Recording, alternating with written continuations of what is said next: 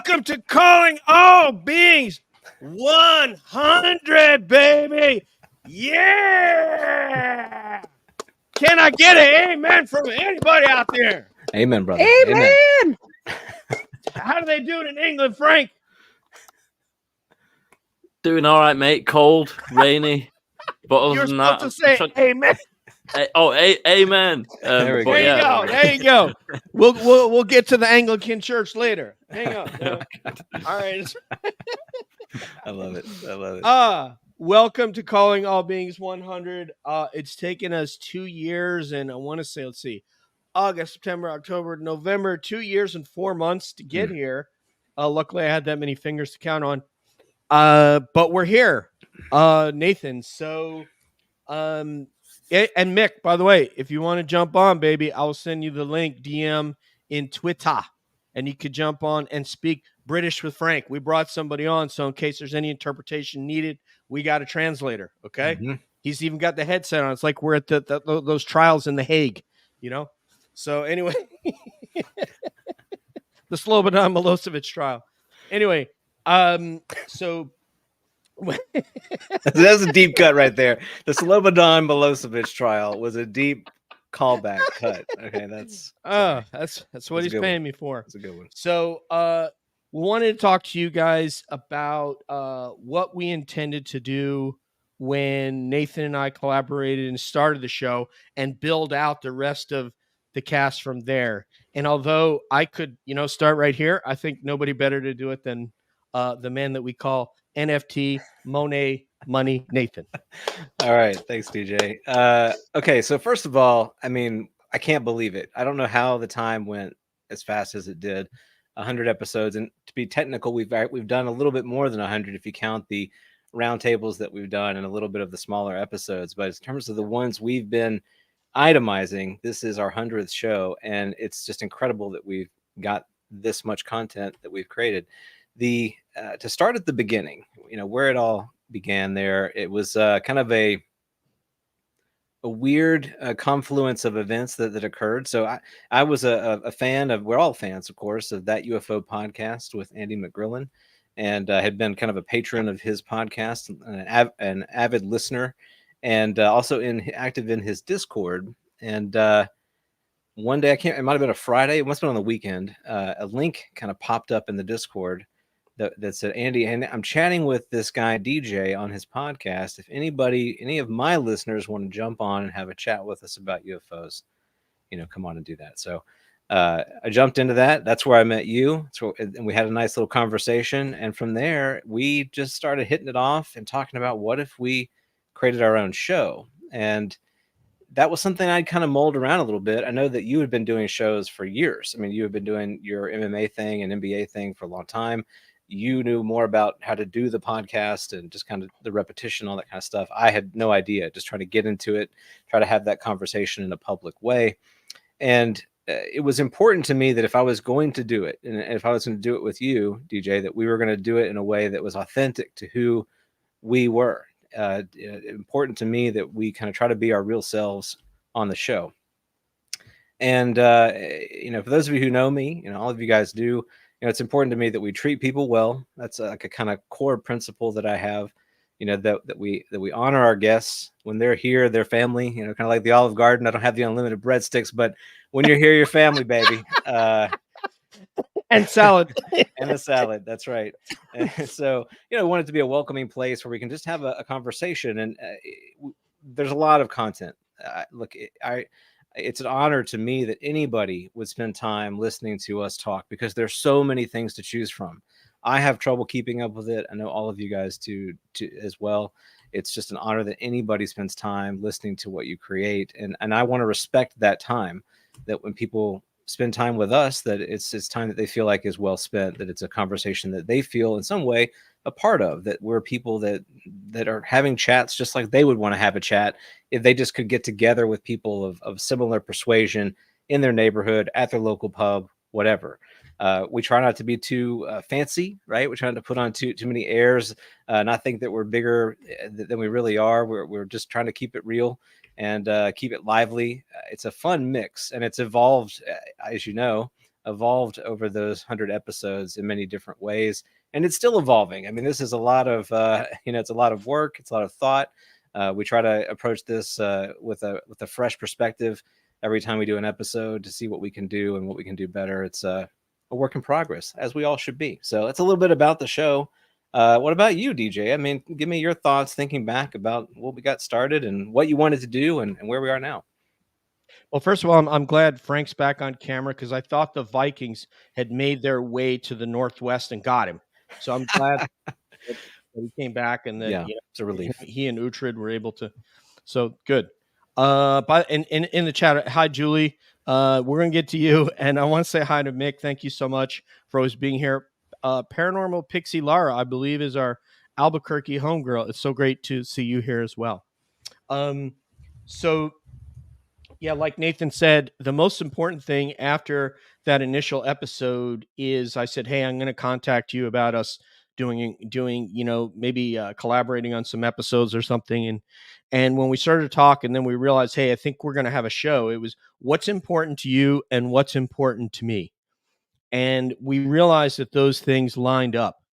And that, there'd be a little bit of comedy, but there'd be seriousness. But most importantly, what Nathan said earlier, we were going to treat all the guests with regard and respect. And we were not going to try to be hard-hitting journalists trying to tear something out of them. We felt like that would have diminishing returns. And the community has proven that out by and large. We are not the most important show. We're not the most listened to show. We're not the best show. We're not the most greatest show or honest show or whatever. We're just a show that represents us as folks and how we'd like to treat people. And even though we have very human emotions about things, we will try to put those aside when we come on air and bring the best of us as humans to the airwaves. And that sort of fit right in to when we brought on Akashi Chris, who I believe was the third member. And Akashi Chris Mullins. Mm-hmm. She's the best. Akashi Chris. Hey, Davey. Hey, welcome, brother. Yeah, you're welcome to join in when you please. You get the link. And if somebody there wants the link and they want to come on and say something, please DM one of us. I'll make sure I have Twitter DM up, and then we can send you that link for the show. So if you want some, just hit up Deb, Frank, Nathan, or myself. And so Akashi Chris really was just bringing so much positivity to the community, and she's so funny. She's so artistic in her comedy, and we riffed off each other sometimes, and even in phone calls, we would be near tears, laughing at stuff that she said, or her laughing at something I said. And so we really appreciate Akashi Chris coming on. She recommended that and so Nathan, go ahead. I want to make sure that you get to, if you want to say something about Akashi. Yeah, I do. Akashi was an amazing addition to the team. She was so talented, is so talented. The things that she was able to do with the kind of the generative video, where she would take folks who may be newer to the community don't know what we're talking about, but a couple of years ago, it was pretty popular for her and Grant to be doing these kind of spoof videos by taking the podcast hosts and mapping their faces onto movie scenes, all these kinds of things. They're very funny, very well done. It takes a lot of work to get that stuff done, to put it all together, and they made it look so easy and just brought a lot of levity and fun to the community. So she's amazing. I had a great chance to meet her recently in Roswell, of all places. So to meet Akashi in person was really fantastic for me. And she's doing her own show now. So if anyone wants to check out what she's up to, she's doing a show called Mind Forked. And I encourage folks to go and subscribe. She's putting out some great stuff. Yep. Brilliant artist and person. And then we brought on, she recommended that we bring on Flarius Kevin, or Greer's Flair, as he was known. And he was also doing things with video. I mean, at one point they put Vinny Adams' face on Mick Jagger's body when we did the Rolling Stones versus the Beatles episode, and it was absolutely hilarious. He had, or I don't know if it might have been the Stones against the Who. I think it was that one. I can't remember, because I know one of them, I think Frank was Ringo Starr. So, Yeah. but one of them, he had done up the members of the British invasion. He had put the UFO Twitter person's face on the body of like members of the Who or the Stones, and it was hilarious. So, he also had some great pregnant pauses and was just a really funny guy. Great addition to the team. Yeah, Kevin had one of his great talents was disarming our guest with a question that they might not be expecting, and even kind of the way he would interact with them would disarm them, because he's just not interacting in a way that people would expect. And so, he kind of create these moments where you catch your guests a little bit off guard, and they drop their guard down, and they're able to say things or start getting into conversation they might not otherwise. And it's really fun to see and watch. Kevin also a talented artist, and really has a big heart for kids. So a great part of the show. And he also had a really fascinating interest in Terrence McKenna, and that's something that I have an interest in as well, in psychedelics and how Carl Jung. Carl Jung, and how that intersects with the UFO phenomenon. Yes, absolutely. So we appreciate you, Kevin. And then we brought on this girl called Debs, who has this beautiful Maryland accent to go along with her beautiful face.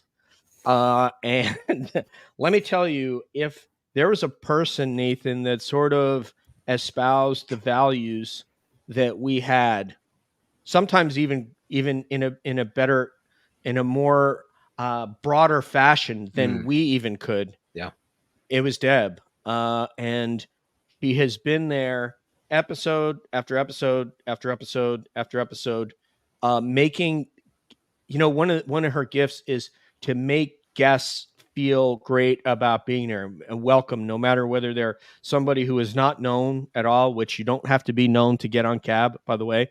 You only need to be interesting conversation, and hell, there's a lot of people fall in that category. Or if it was some huge guest that we're having a director, or something like that on. So yeah, Debs has been just an amazing addition to the team, and now she's just, you can make a decision to bring somebody on, and they can make that decision look even better with the work that they're doing outside of the show. And I'm talking about UAP Med now, where Deb is one of the principals and does their podcasts and records interviews, and is sort of a paragon of virtue over there, just like she is in Cab. So. Okay, Deb's amazing. Absolutely. I remember when we first got introduced to Deb, she was pumping out documents just like a document machine. Yeah. And when you told me that she basically did all of that from her cell phone, I mean, it really blew my mind. Deb, if you don't know her, is one of the hardest, I think, working folks in the UFO community. She's connected to a lot of folks. She stays connected. She goes after those connections and kind of nurtures them. Deb, I mean, I can't say enough good things about you. I'm so glad that you're on the team. I'm really proud of the work that you do. As CJ said, you embody the values that we try to uphold on the show, in some ways even more than we do. And it's really inspiring. So I thank you for that. And I know we've got a lot of great content left ahead of us, because you're hounding people, you're tracking people down, and you're going to get them on our show. That's what Deb does. She's got them on her list, and she's going to rope them in. Thank you, guys. I appreciate it. Can I tell the funny origin story of my coming on Cab? Please. Okay, sure. So I ran into DJ in a talk space, and those were fairly new at the time, and it was very nice of him to invite me to come meet him and Nathan, and I didn't know what to expect, so I literally wrote a report. Oh yes, now I'm remembering this. Yeah, yeah. We had to get her. We had to get this girl calmed down before we bring her on air. Yep. Yeah, I had no idea. I had no idea what they wanted or what they wanted to talk to me about. I wrote a report, and I summarized a lot of the documents that I had looked at for that report. It was hilarious later in retrospect. I don't know what I was thinking, but I just wanted to share that little bit of origin story. And luckily, they overcame my report and let me come on. Yeah, it was a lot, Deb. It was a lot. I'm not going to lie, but it was amazing to see what you were doing. And we knew we needed that element on the show that you brought, this deep knowledge of documents and commitment to things, and you continue to do that. The most important thing that you, Nathan and Debs, have of wanting to have the guest have a great experience, and that has to come from a genuine place. It can't be just, hey, it's great to have you, because they could know whether you really mean that or not by the just it's just a feeling. And while I can show you how to format a show, I couldn't, what you guys have, I couldn't teach you to do that. You just have to have that, or you don't have that. And you have that. Frank has that when people come on with him. Somebody couldn't teach Frank to do that. We could teach, he figured out, I mean, him being a broadcaster on his own and being a performer, it wasn't a big stretch for him to learn how to do a show. But for someone who's never been on air, I could show you how to structure a show, but I can't teach you how to make a guest feel good. And you guys and Deb, you had that. That came very naturally to you as soon as we brought you on air. So thank you for having that, because that makes it so that we can do a show that we're proud of. And there might be 12 people in the chat or 9, but at the end, we feel a sense of accomplishment, and as compared to 300 when we had Jim Semivan on. But it doesn't matter. We have had guests where we've had, even Joe and Jesse brought quite a group with them. But we've had shows where there necessarily wasn't a lot of people, but we were very proud of the conversation that we had at the end. Nicole was that way because we didn't have a paranormal listener base, but that didn't stop us from doing the episode and vibing with her, and it just felt really good. And that's what you guys are just so great at. Well, I want to say something about you for a second, DJ, because you're really great at that. You have a heart that is so generous and so giving, and for me, it means a ton. Your friendship is very valuable to me. The way that you, keep track of us, that you kind of go after things, the heart that you bring to the show, the enthusiasm you bring to the show. I love how Kelly Chase described the show, that it's kind of a like the living room of the house down the street where all the kids kind of hang out after school. That's a great vibe. I know kids don't do that as much today as they did back in our day, but it is a great vibe. It's a place where you just kind of can hang, you can chill, you can talk about whatever you want to talk about. You don't have to feel like you have to be a certain way. The fact that we can have a show with someone who's not well known and we can have an amazing conversation with them. Sometimes those are the even better shows than shows when we have a guest that everybody knows. That to me is a huge accomplishment and something to be proud of. And we look for those opportunities. We look for folks that we can talk to that are going to bring that style and kind of conversation to our show. It's fun. I have to agree. Duncan, take it easy. Thanks for stopping in. Davey's here. Be right back, Julie. Okay, and Maxie McCabe is here. Let me tell you guys. So I don't know if you guys heard Max's song. So Max gave us the first look at this song, and then he's distributed it to one of the BBC stations, and they said, "Mate, we're gonna play this. I don't know if we can get it in regular rotation, but we're gonna play this song." And it's a brilliant song. So Frank, I don't know if I think I posted it on Cab Frank, so check it out when you have a chance.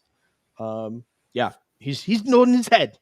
He's a professional. Love Max. I know Max is wonderful. He's been part of our fam for at least a year now. So then let's see. Now we got to move to Steph. So Steph was recommended by Kevin. And really, the thing that was great about Steph is that she feels, thinks, breathes, bleeds for experiencers. She's an experiencer. It affected her life profoundly. And there's a certain emotion that she would get when she would listen to an experiencer, when she was talking to a guest who was both a prolific member of the community, but also an experiencer like Gary Nolan, for example.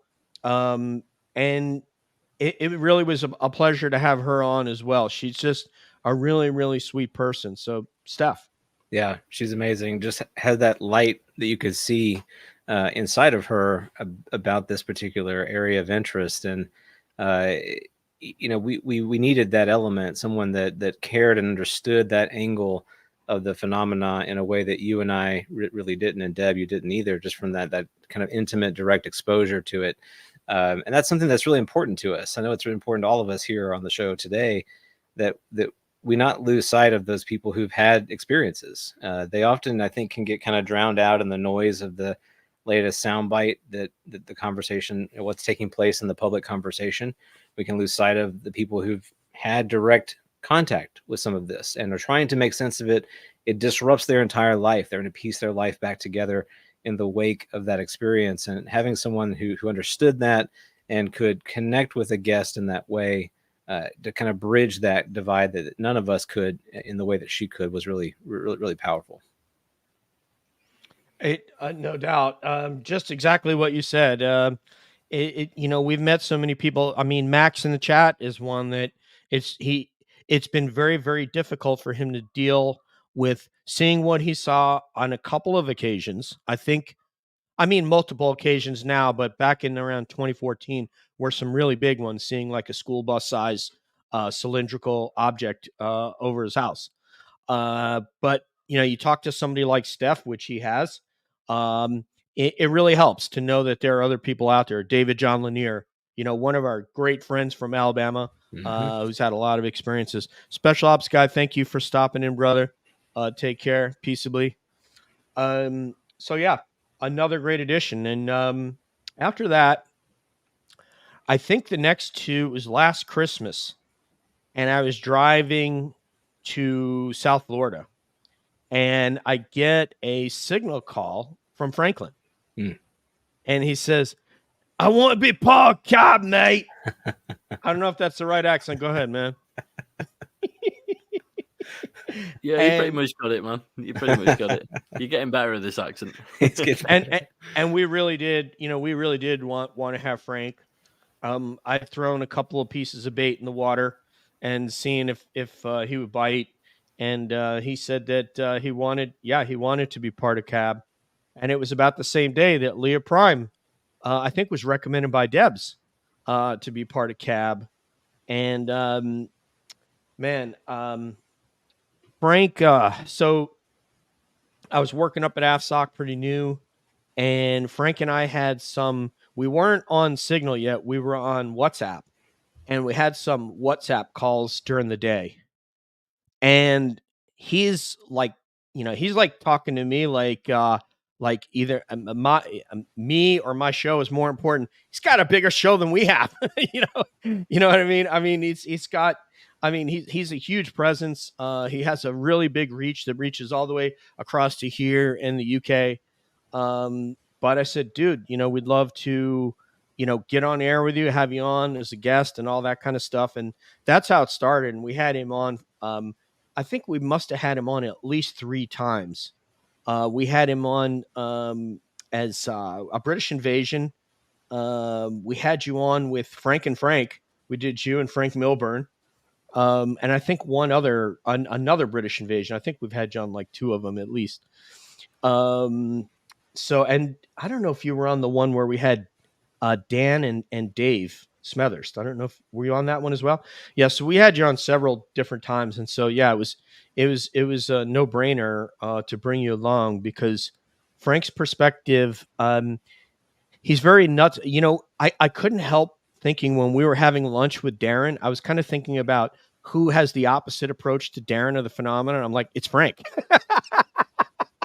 Go ahead, Nate. Take it away, Nathan. Yeah, I mean, look, Frank, you put out amazing content, and the show, your show title is so apt because you're very articulate. You're the way that you think about the entire issue is comprehensive, and your delivery is so spot on, so thoughtful, so careful. It's just you're going to get great content every show from Frank, guaranteed. Yes, it's going to be good content. You're going to enjoy it. And it's not just, look, anybody can get on here and talk, and we talk a lot about UFOs, but it takes a lot of work to sit down and think about, okay, I want to structure a show. It's going to have this kind of content. I want to hit these points. I want to make sure to bring in this evidence, etc. That takes a lot of work. And some people feel like people can just jump on a microphone and kind of, spew that material out. It doesn't work like that. I mean, maybe for a very small number of people, it works that way. But for most people, it doesn't. And Frank, you make it look really easy. It's just such a great thing to have you a part of our network, to have you to consider you as be a friend, to have you with these roundtables. I love the fact that we've got this connection to the UK. It's a place that means a lot to me. I've been there several times, and there's a sort of a bond there that is powerful. And because this subject spans, more than just this narrow sort of geographic area that, you and I over here in the US occupy, and even more than, obviously, it's something that influences and impacts the entire world. And to extend that reach and get that voice in as many sort of different ears as possible, that's what we're all about. And Frank does an amazing job at doing that. Yeah, our connection to the UK, I lived there for 3 years, and Nathan, I believe, has a very similar connection to me, to where we both feel like we could live there. We just love the place. And then meeting these guys, puts in a place that we already had affection for, it puts an even greater face on it.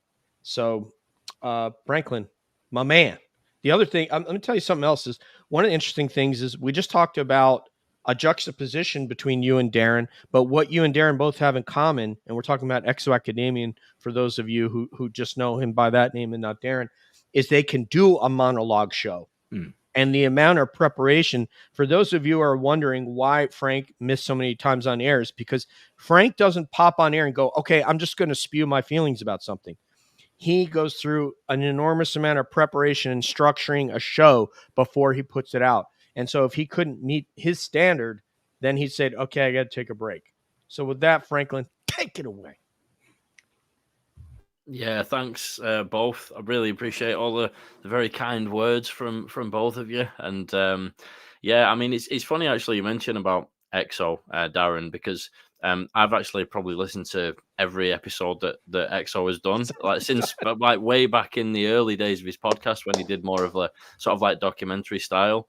Mm-hmm. You're probably right, and I've only sort of realized this about my own way of looking at things quite recently as well. I am quite nuts and bolts and focused on the government angle and all that kind of thing, and obviously EXO has a kind of like you say, a bit of an other end of the scale, but we do have kind of very similar approaches in some ways as well, which is it's interesting to kind of, but I like the fact that it's very different the way that EXO and obviously when you do Liminal Frames as well, Nathan, you sort of delve into those areas, and I always come away with food for thought, but obviously when I started getting involved with CAB, you guys, I remember seeing it crop up on Twitter, and I actually thought, no word of a lie, that you were actually cab drivers that you'd met. I thought that you'd all met, like, with the one thing in common of being taxi drivers. I genuinely did, and I was really, because he had the original logo had the taxi in the logo, so I thought maybe you'd been on a break at the taxi rank and you're all having conversations about UFOs. Anyway, I soon realized that wasn't the case. But when I started to listen to you guys, again, must have been I can't even remember. The time sort of all merges together after a certain point, But when I first started listening to the early days of Calling All Beings, one thing that really hit me was, like you were saying earlier on, it's coming from a really authentic place, that welcoming, friendly nature and willingness to embrace people of all different viewpoints and from all across the community, and get people in to have that friendly conversation and welcome people in. It really is coming from a genuine place, and obviously you can tell that when you first tune in, it just feels genuine. When you go into a store and the product specialist is going through the motions, and it's just kind of like, yeah, how can I help you? I hope you really enjoy. But then when you speak to somebody who's really passionate about what they're doing, you can really tell, you get that gut feeling. It's like that with you guys. As soon as you tune in, you can tell that it's coming from that genuine, authentic place. And the more I've got to know everybody individually outside of doing a recording, you realize that actually you guys are all just like this. That's kind of how you actually are, which is great. And I remember when I first started my podcast as well, having the same kind of core values in mind, and it was a kind of a natural, inevitable conclusion that eventually we would all kind of join up in one way or another. So really, really happy to be involved, and it's a pleasure every time. So thank you very much. Thank you, man. Yep, it's a pleasure to have you, Franklin. I was just thinking about some people do get it and what you're saying. Like when Gary Nolan came on with us, he was wearing sunglasses. And so he got it right. I think he took them off part of the way through, but he wore the sunglasses and he wanted to fit in and he was ready to joke around right from the get-go. And that meant something to us. It meant he had watched it. He had seen what we had to offer. And I think James Indoli hooked that up for us, I believe. James is the one who got us connected there. And so he got it. And the same thing when Doug Hychek came on, and you probably, Frank, don't know who Doug Hychek is, but he's done a couple of, he was big with the National Geographic Channel. He did movies about animals, and then he moved into the Bigfoot realm. He did Legend Meets Science 20 years ago in 2003, and now he's coming out with Legend Meets Science 2. And so he's a filmmaker, but he's an intellect for he's not a Gary Nolan. I'm trying to think of a corollary in UFOs, but if someone has a video or something of a sighting, they will send that to Doug Hychek. They might send the audio to David Ellis to analyze the audio to look at what spectrum that they heard the big foot howl. But in terms of video, they're going to send it to Doug Hychek and go, Doug, these are the footprints. This is the photos. This is the video. What do you think?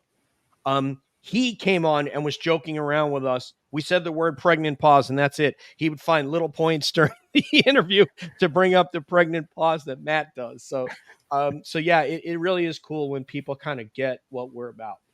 A long way of saying that, which brings us to Leah Primetime. So Nathan, Primetime. Leah is almost in a category all her own. Leah, for those who don't know her, she's she kind of got started in the UFO community conversation through Invisible Night School, and more actively involved in the social conversation through Twitter and posting. Leah is a rare person. She's living an authentic life as best she can. She's a vulnerable person, putting herself out there.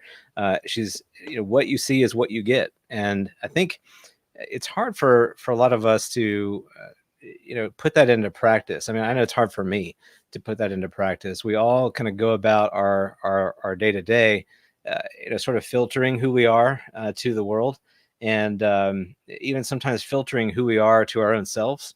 And I feel like Leah, for me anyway, is a bit of an inspiration because she's so bold in her willingness to be who she is in a public manner. So that's one aspect of Leah that I think is absolutely incredible. And the other aspect is just her intellect. She's a brilliant person. Her analysis is absolutely brilliant. She's one of the most well-read people I've ever encountered. She's a multidisciplinary thinker. Those are the kind of folks that we need in the conversation who can look at the different aspects of the phenomena, the different experiences, and connect the dots to other areas of the human experience. She does that, I mean, just effortlessly. It's incredibly amazing, the things that she's able to do. I think a lot of people, for many people, Leah kind of goes right over their head because she's operating at an altitude that many of us don't necessarily fly up to very often. But it's absolutely fantastic, and I'm just grateful to have crossed paths with her, had a chance to meet her in New York, and now that she's kind of helping us on the show from time to time, bringing her perspective. It means a lot, and to kind of take a quick diversion from Leah, but she's a good example of this. That the way that I think about CAB, in some respects, is like that extended family. So yes, we're kind of the cab drivers, and we're bringing somebody into the cab. We're taking you from point A to point B on the show to have a conversation, but we're really encouraging people to do the same wherever they find themselves. We want that to be sort of a caught way of being in the community. And so I think that Leah embodies that in the way that she acts, the way that she interacts with people. And to see that kind of taking hold in not only what she does, but in what Frank does and the other friends of the show that we have, to see how they interact in the community and kind of take that ethos, that essence of what we're about. Not that we have the corner on the market on it, but we're trying to amplify it.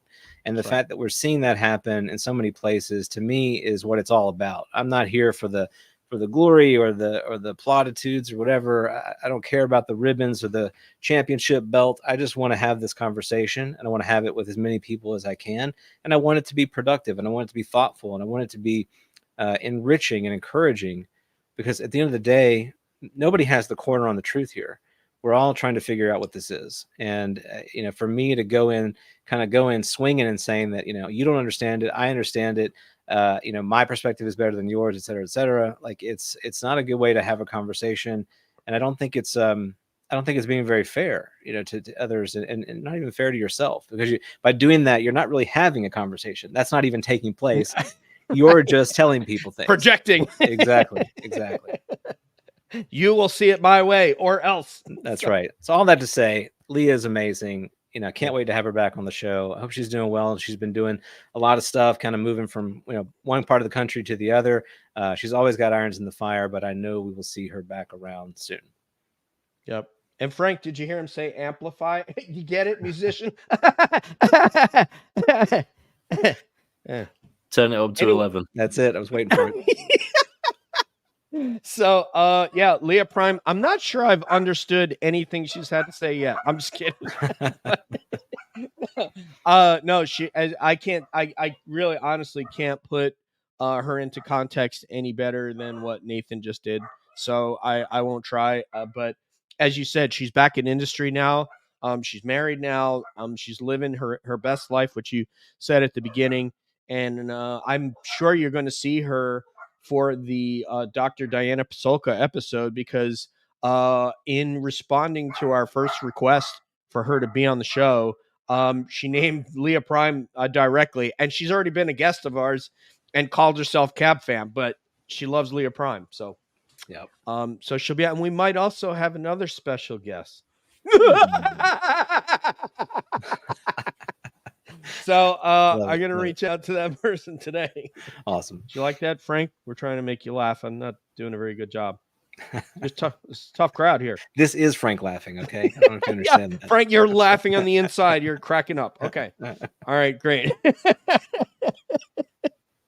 All right. And our last one is our Bigfoot. So Nathan, talk about I'm going to close the doors so that the dogs don't just run the cab over. But Nathan, could you talk about our decision to go into Bigfoot and paranormal, which is going to lead us right into Matt? Absolutely. All right. So this came about in some ways accidentally. I had taken a trip up to New York and had a chance to, hang out up there with some folks. And in the course of the conversations I was having, people were starting to share experiences that they were having with Bigfoot. Now, to be honest with you, I've always found Bigfoot to be interesting, but not really thought much about it in the last, couple of decades. But these people were people that I know, people that I trusted, people who were recounting their genuine experiences with whatever Bigfoot happens to be. And as a result, I came away with some sort of episodes to listen to. The one that really kind of freaked me out, I think I may have sent this one to DJ right away, was sort of about the sounds that people were hearing in the forest. And they were absolutely bizarre, kind of eerie, creepy sounds that nothing like you've heard in the forest before. And they had even some, I think it was like a military linguist or something, who had analyzed some of that material as well. So it all sounded very fascinating. Sent that to DJ, and then DJ, it's like I kind of, you caught the bug at that point in a big way to want to have that conversation on the show. Want to bring more of the Bigfoot content onto Calling All Beings, which I think has been fantastic, because it's very difficult to find shows that are going to talk about UFOs and Bigfoot and the paranormal all in the same space, without kind of wanting to prejudice one or the other, like make one or the other more real, more valid than the other one. And I think that highlights for me something that if you're in the UFO community, you should be thinking about paying attention to, because what are the biases that you have? What are the biases to experience that you have, the filters that you already put into place by default? I mean, I certainly had them. Look, I thought that UFO experiences were, sort of quote unquote more real than Bigfoot experiences, but I had no basis by which to make that claim. That was just something that I inherently thought. So by looking at this from a new perspective, kind of opening up my ability there, my mind to see that, Your aperture. my aperture to explore it a little bit more. I mean, that's where we are. And I think that's, I mean, the Bigfoot community doesn't, as you said this many times, DJ, I think it's so spot on. They don't have a Chris Mellon or a Lou Elizondo who has stepped out and championed this cause at the highest level to bring this forward. And what would happen if somebody did? I think that's really the question. What would happen if somebody came out like that? Where would you then be when it came to thinking about the Bigfoot phenomena? I think it would challenge you, would challenge the assumptions that you've made, and get you to start thinking about reality in an even broader way than you do now. So all of that is a bit of a, I'm known for it sometimes, a lengthy preamble to bringing on Matt Knapp onto the show. And Matt has an incredible base of knowledge about Bigfoot. He's had his own show, tons of episodes, amazing recall of events and people and experiences. He's got one of the best voices in podcasting, as far as I'm concerned. And he's a thinker who's willing to tackle the bigger, deeper problems, even those that confront him in the Bigfoot community. And he'll be the first to tell you that there are factions in the community that, some think it's more of a physical thing, some think it's more of a spiritual thing, and he's willing to entertain those different perspectives, whereas some people don't even want to have that conversation at all. So yeah, Matt was an awesome addition to the show, and just I think signaled the broadening of our interest on Cab as we move the show forward. The other, I think, that thing that was interesting for Nathan and Debs is that he was equally adept when we would bring on a UFO guest or talk paranormal as he was with Bigfoot. Like, does that strike you? I mean, like, the first time we had him on, I'm looking at Nathan, and Nathan's kind of doing a very subtle nod. I'm like, oh, he likes this guy. He likes what Matt has to say. He's got very thoughtful questions. Matt he's another one of these dudes that was like born to broadcast. He's born to do this. He has 20 years of field research. And for those of you, and Nathan's done this recently with his family, have experienced the hardships of camping in the woods. That's what it is. Okay. So he has 20 years of doing that. And that's in addition to doing, taking phone calls, exchanging emails, blogging to find out who's experiencing what, where, get messages of, hey, come to my property, or, come to this deer lease, all this sorts of thing. And then also be broadcasting, one of the premier guys on Bigfoot Outlaws, which was a huge show, since, disbanded because of what happens in the community. Creative differences, unfortunately, breaks up great partnerships. And like Frank's has seen in rock and roll, it's broken up more great bands than he could count on two hands. Yeah. I mean, on four hands, there's so many, bands that are broken up, and that happens in the creative community online as well. So Matt was just a brilliant addition, and he never seemed like he was out of his depth with no matter who we had on. He would be a very quick study and come up with a good question, and they would tell him so. And it's like, this guy hasn't studied UFOs at all. So I don't know. It was a pleasure to have Matt on. That brings us to there was at some point we decided that there was so much going on in the chat that we needed to bring on the Jewel of Indiana, also known as Julie. You guys know her as Jewel of the Wood. Correct me if I'm wrong, Julie, if I got that right, or Jewels of the Wood. Currently living in Alabama, who I had the pleasure to have a couple of hours eating dinner and by the seashore there with her and David John Lanier, and get to know her. And she is a multiple experiencer of both the paranormal, Bigfoot and UFOs in like the parking lot of like a Piggly Wiggly. So with her mother in the car. But mom told her, we're not going to talk about that anymore. Julie, what is difficult about what she does? By the way, Max, I want to say something to you. If you're still there, put the link of your SoundCloud in the chat so that we can put it up on there. Because everybody's got to hear this song. So if you would, send us the link to your song. What is interesting about what Julie does is it's much, much easier to connect with people and make people feel welcome in a audio visual medium. To be able to do that with just a written medium using emojis and text is something that Julie herself, like Leah, comes from a library science background, also a singer, a musician herself, is brilliant at. Yeah, Julie is Julie, I see you in the chat.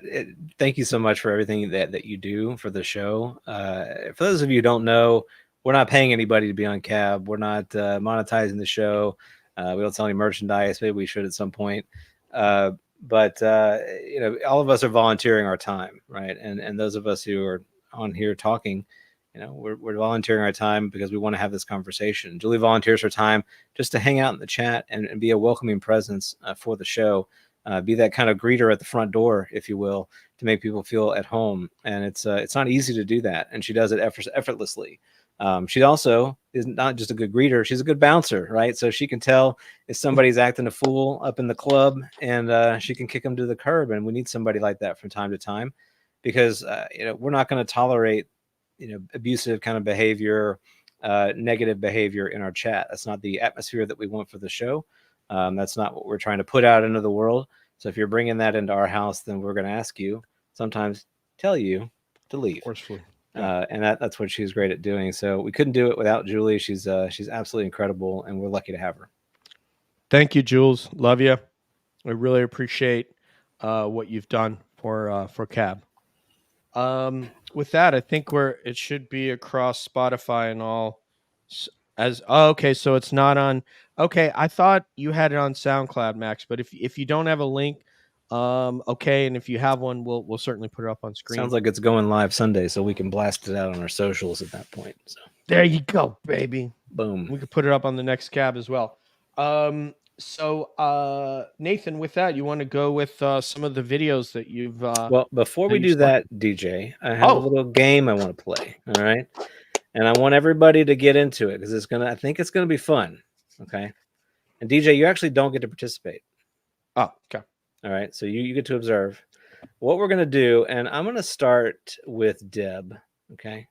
I'm putting you on the hot seat, Deb.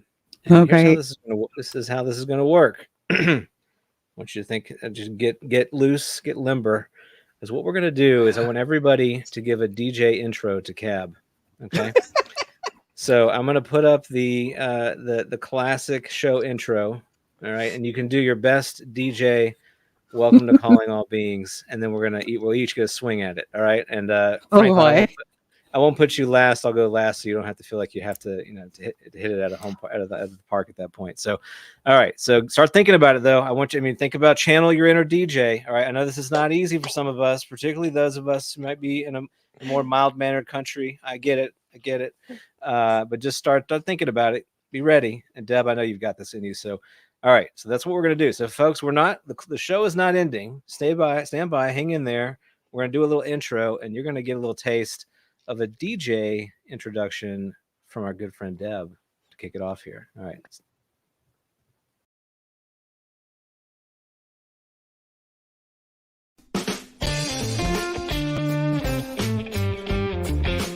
Calling all beings, y'all. Let's get it. Put your hands together. Put your hands together.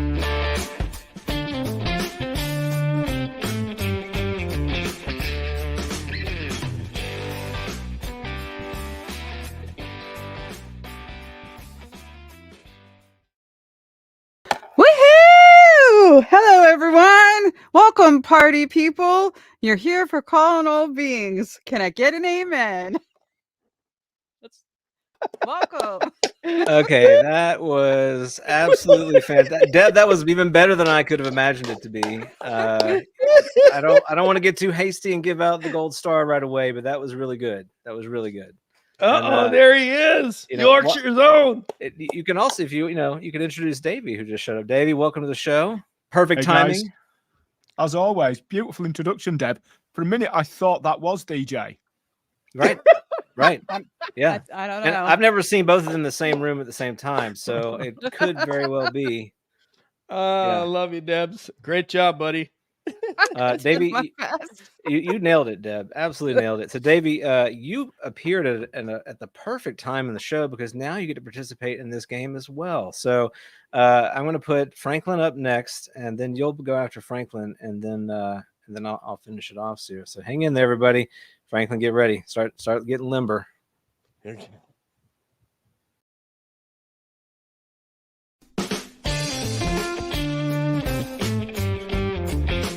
Calling all beings, y'all. Let's get it.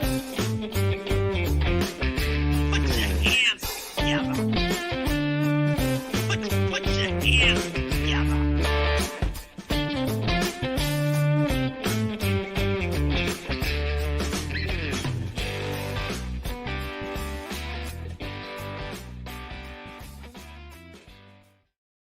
Woo, baby.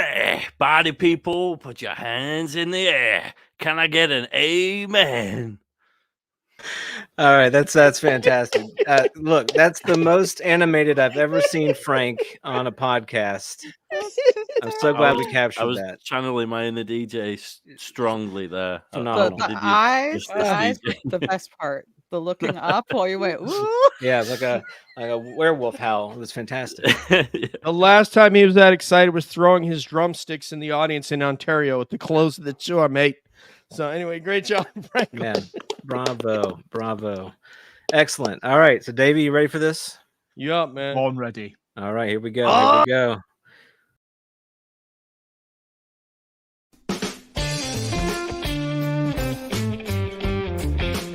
Calling all beings, y'all. Let's get it. Put your hands together. Put your hands together.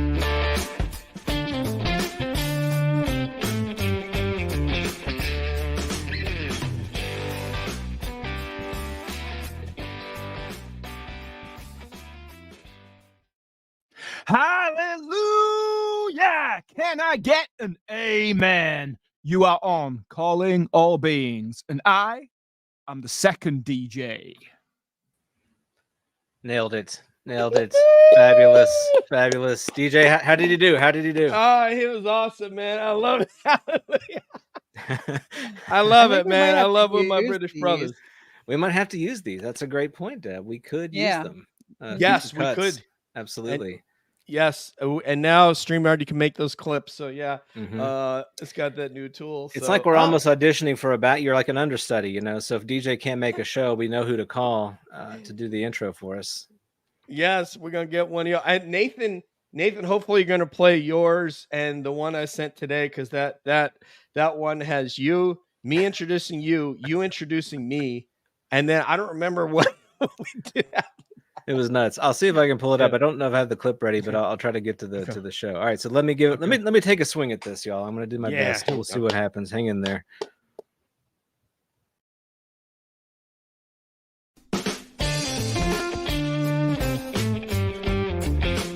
Calling all beings, y'all. Let's get it. Put your hands together. Put your hands together.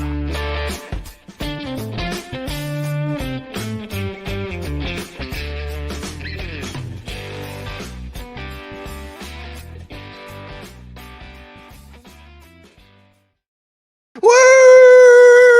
Yeah! Welcome to Calling All Beings, the show for UFOs, Bigfoot, paranormal. I'm your host, Nathan. I'm not DJ. I wish I were, because he's the host with the most, the greatest in the land. We're going to have a great show today. Who we got on the show? We got the amazing DJ, the also incredible Davey, fantastic Deb, and fabulous Frank. Welcome to Calling All Beings. Can I get an amen? Amen. Oh man, that was awesome, Nathan. Man, I know that winning, you don't run every race to win it. Some of them you just run to finish. But in this case, and Davey, he's not used to losing races. Let me just say that.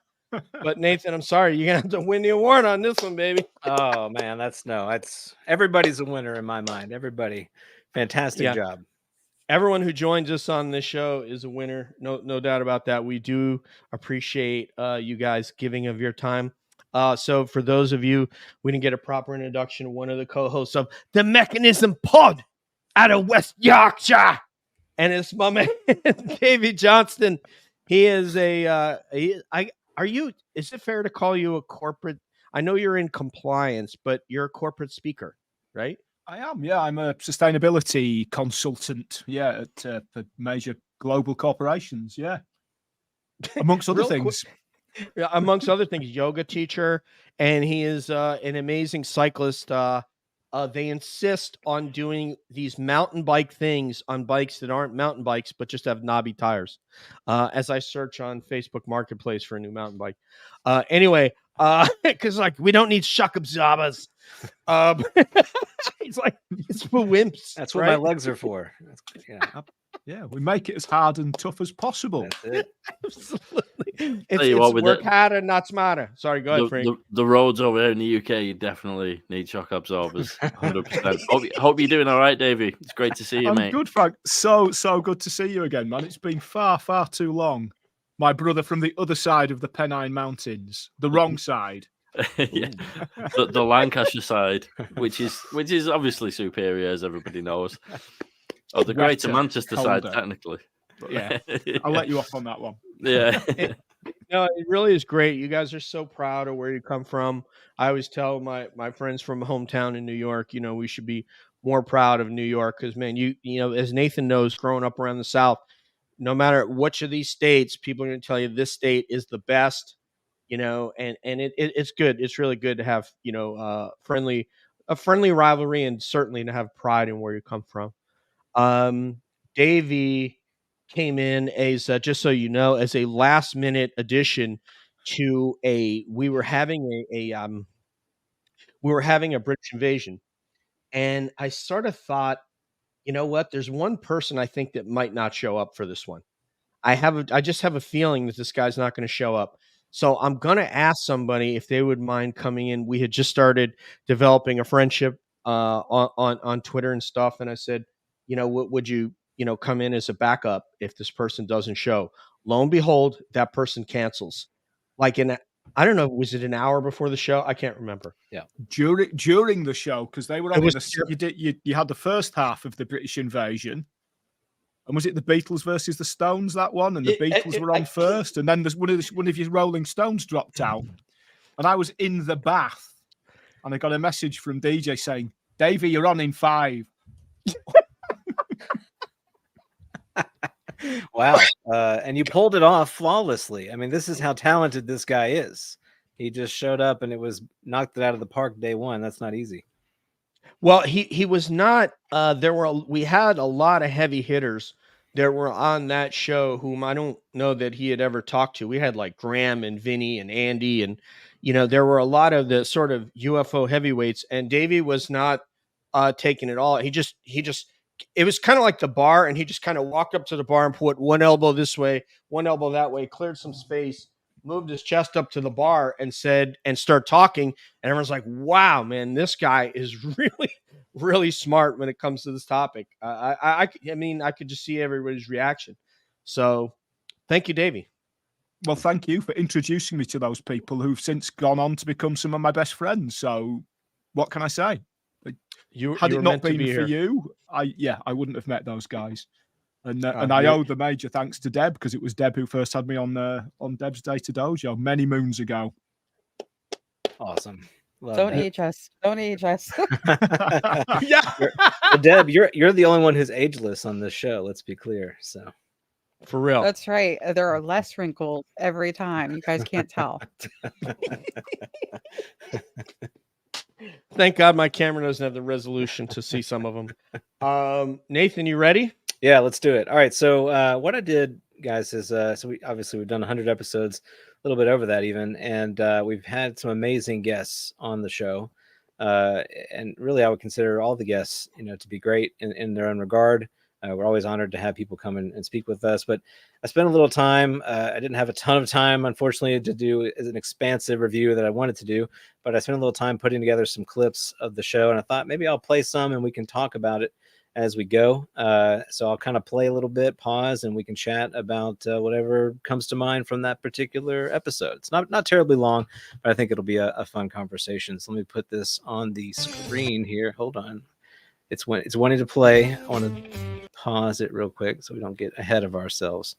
All right. Everybody ready? Ready, brother. Let's do this. Calling all beings, y'all. Let's get it. Put your hands together. Put your hands together.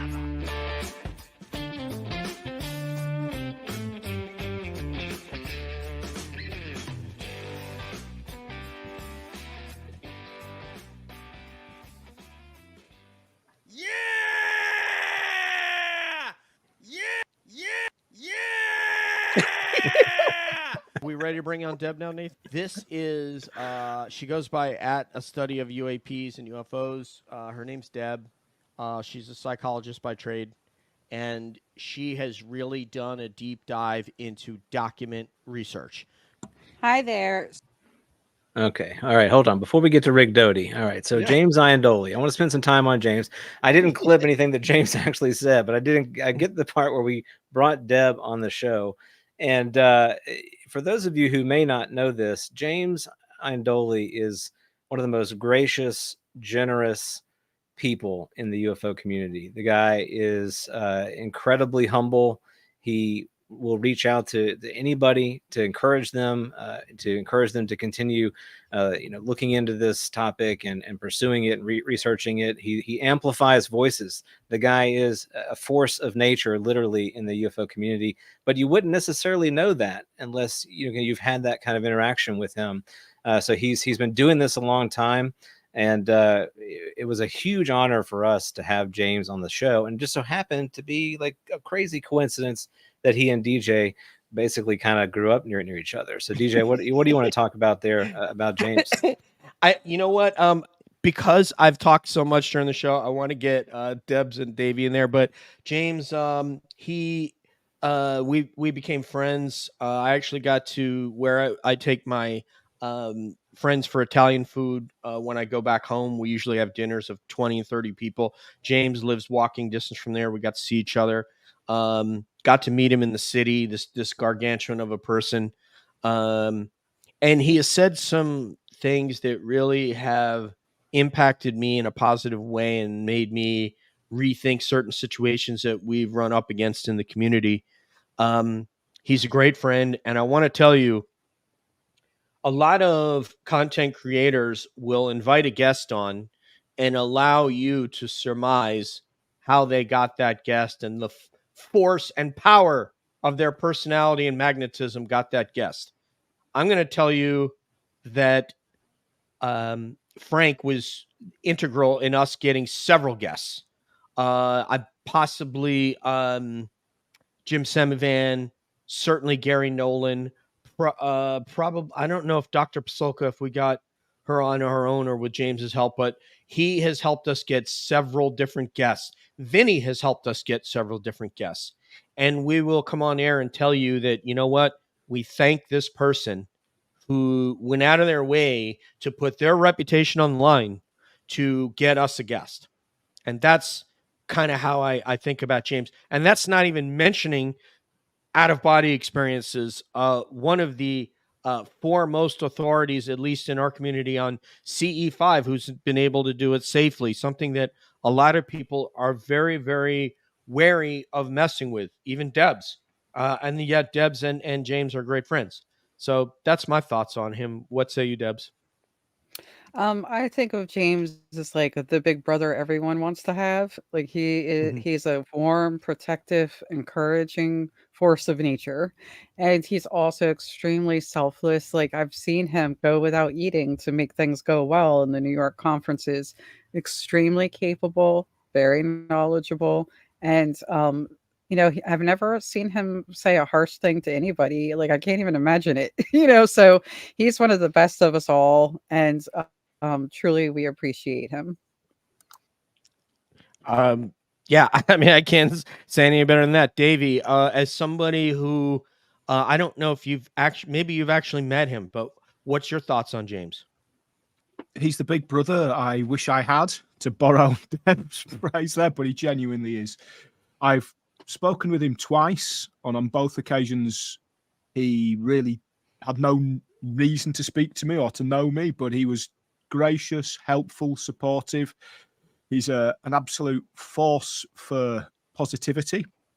We've talked once or twice, him and I, on matters around yoga and meditation. It's an interest and a hobby and a particular area of interest for both of us. And one of the things that I really love about James is his idea of maintaining your spiritual health. And I know that this can be a toxic world, a toxic environment. And so it's one of the things that always springs to mind when I think about James is, what's this doing for my spiritual health? So, James, if you're out there, keep doing what you're doing, man. Beautiful. And he certainly is. I don't know if he's involved in this new project or not. Nathan, do you know if he's involved in this new film project? I'm sure he will be on camera as a minimum, right? Yeah, I would think so. I mean, here we're talking about the effort from Kelly Chase and J. Christopher King and Jordan Flowers on Apocalypse.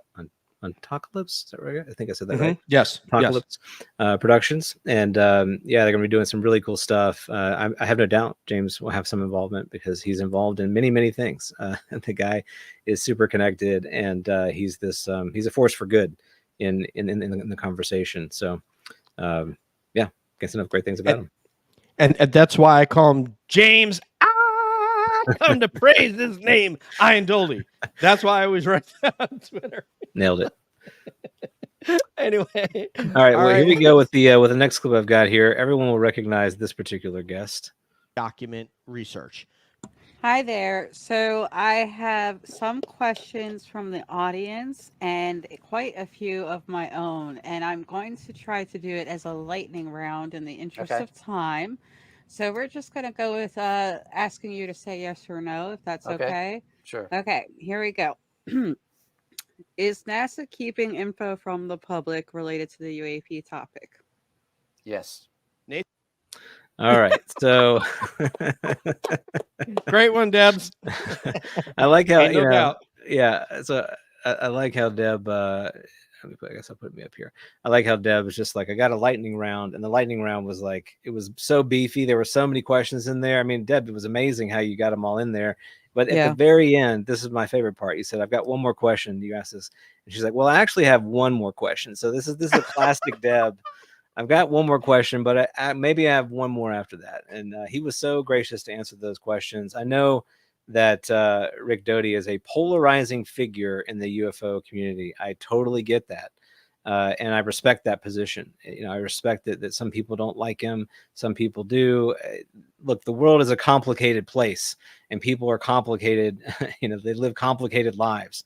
I'm not condoning everything that Rick Doty has done in his life, nor would I want him to condone everything I've done in my life. But I think he's someone that we need to at least listen to and evaluate what he's saying in the conversation, because that is a perspective that is a part of the story, and it's a big part of the UFO story. The decades and decades of the obfuscation, the cover up, in some instances the strong arm tactics of dampening down the conversation in the wider public.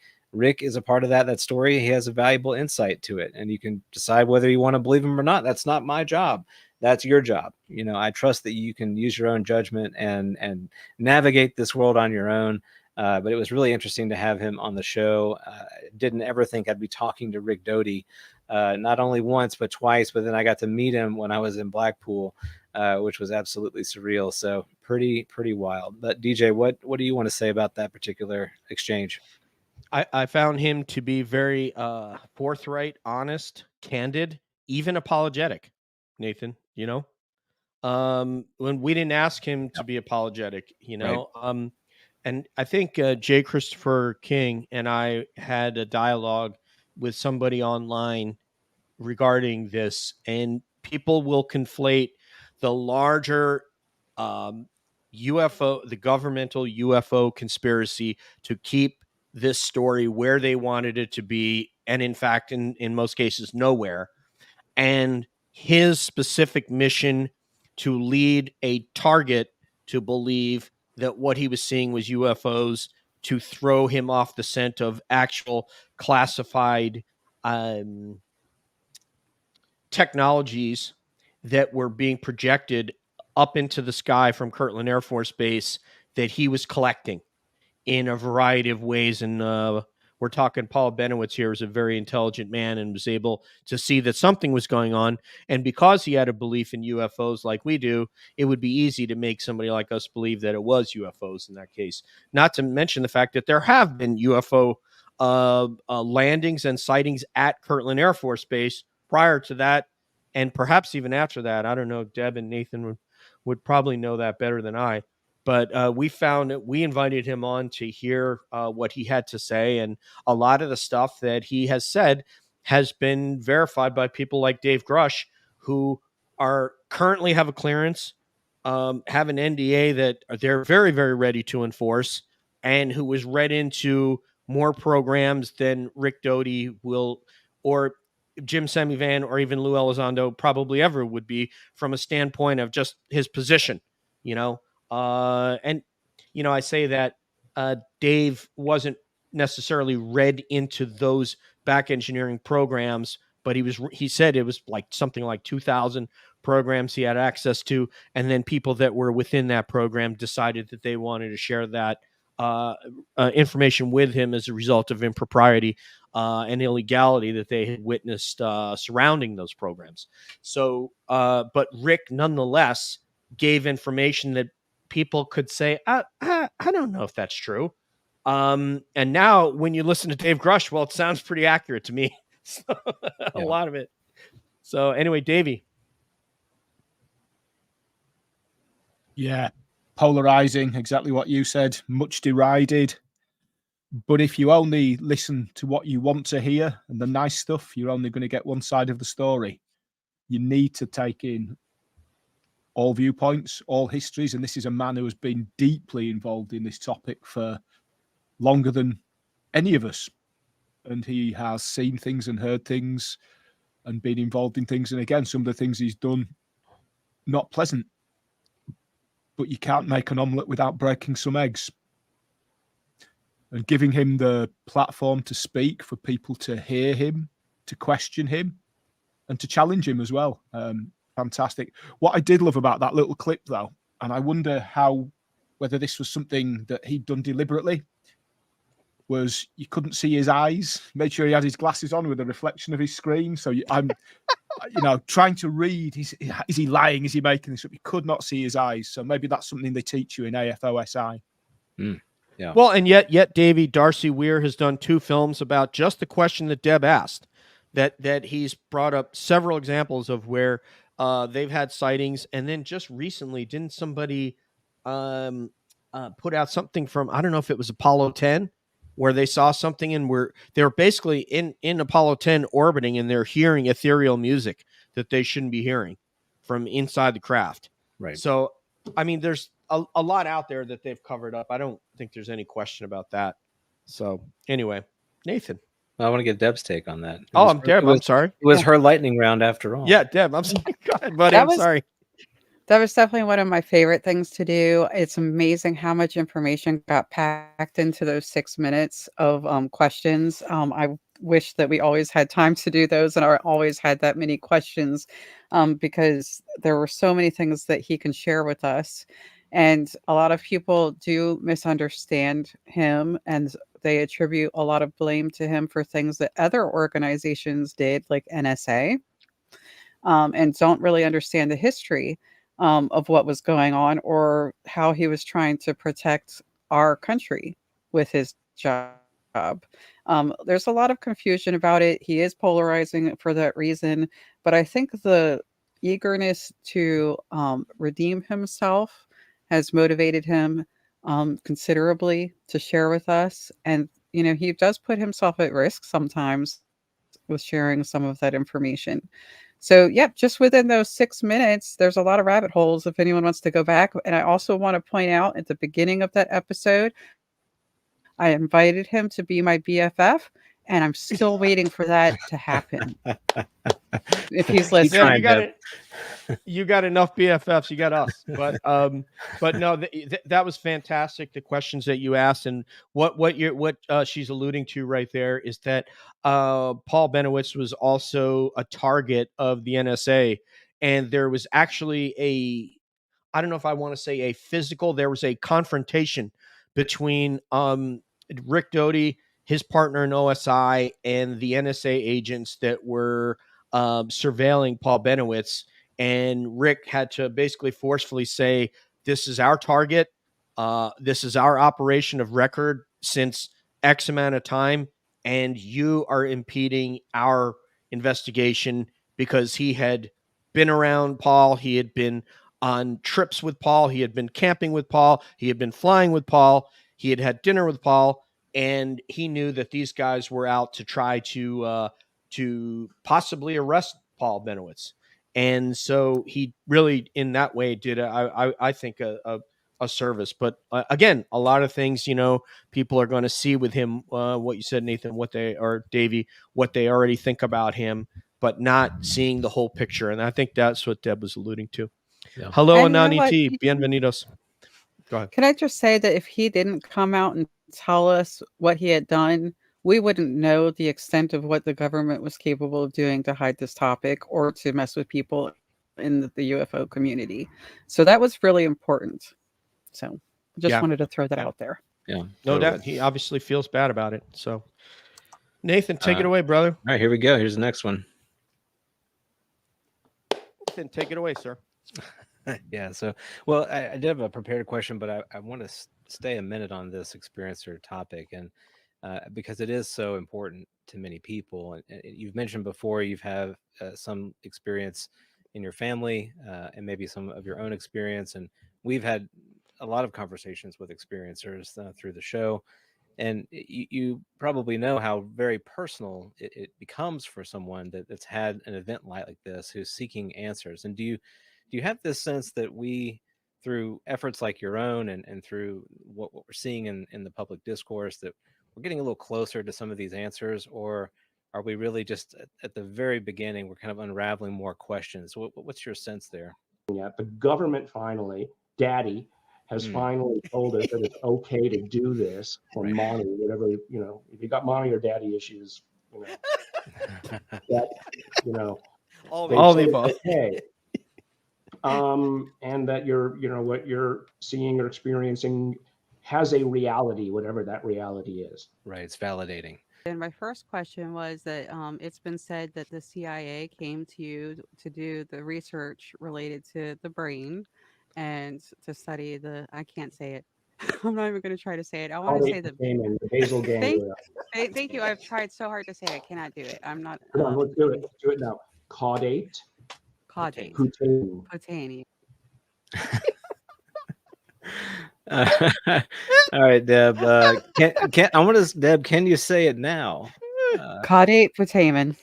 There we go. Yes, there you go. Easy, Yeah, easy. and let me tell you, having that education from Gary Nolan, that was priceless, and he was ever the professor, so I appreciated that. Fantastic. Remember, get the best deal going on the new Chevy Blazer at Caudate Putamen Chevrolet in Akron, Ohio. Go see sales manager Gary Nolan. Just take it right after the basal ganglia.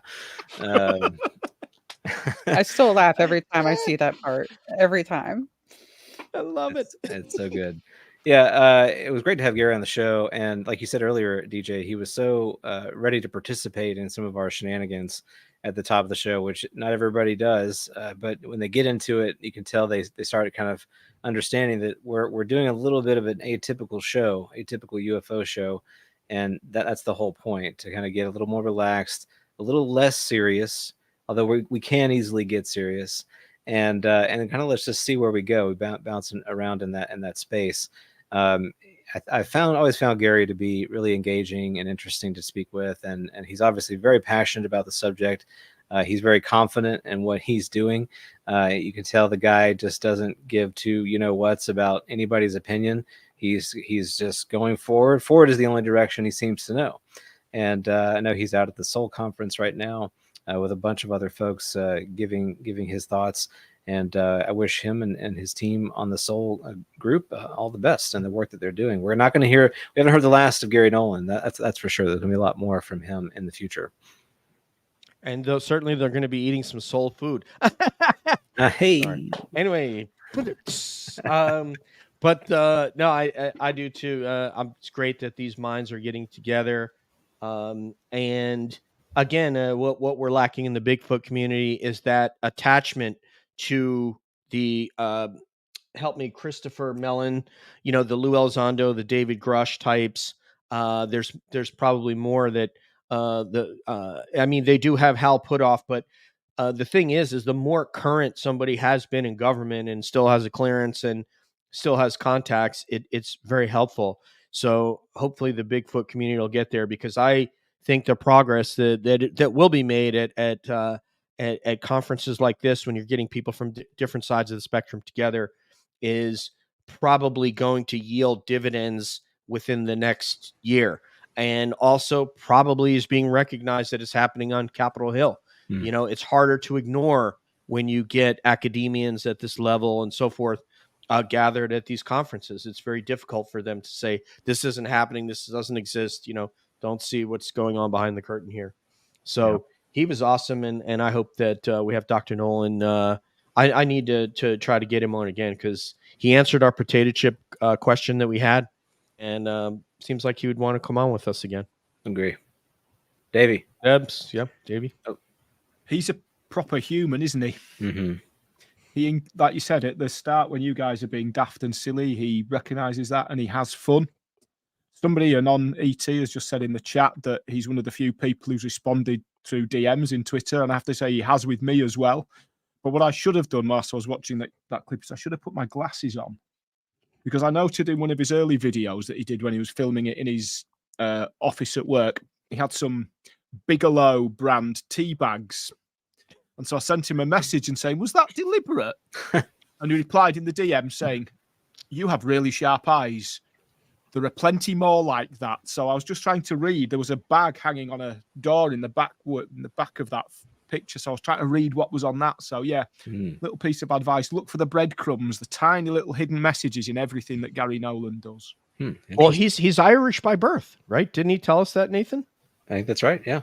I believe he was born in Ireland. Yeah. So pretty awesome, man. Good job, Davey. Go ahead, Debs. Yeah, I'd actually already said something, so I was surprised you called me again. Oh, I'm sorry. Any final thoughts on the Gary Nolan conversation? No, I don't have anything much else to say than what I said before. He's an excellent That is person. it. We got her. We stumped her, y'all. That's good. All right. Okay. So let's go to the next one here. Well, that's fascinating to me, especially people's own experience with technology as being that, as kind of being something like a medium floor, or even, something that helps them, they even have what I call synthetic synchronicities where, obviously if your phone is listening to you, you'll get stuff that you've been talking about. But what happens when you just think about stuff and it comes up? Right. Creepy. But it happens so much.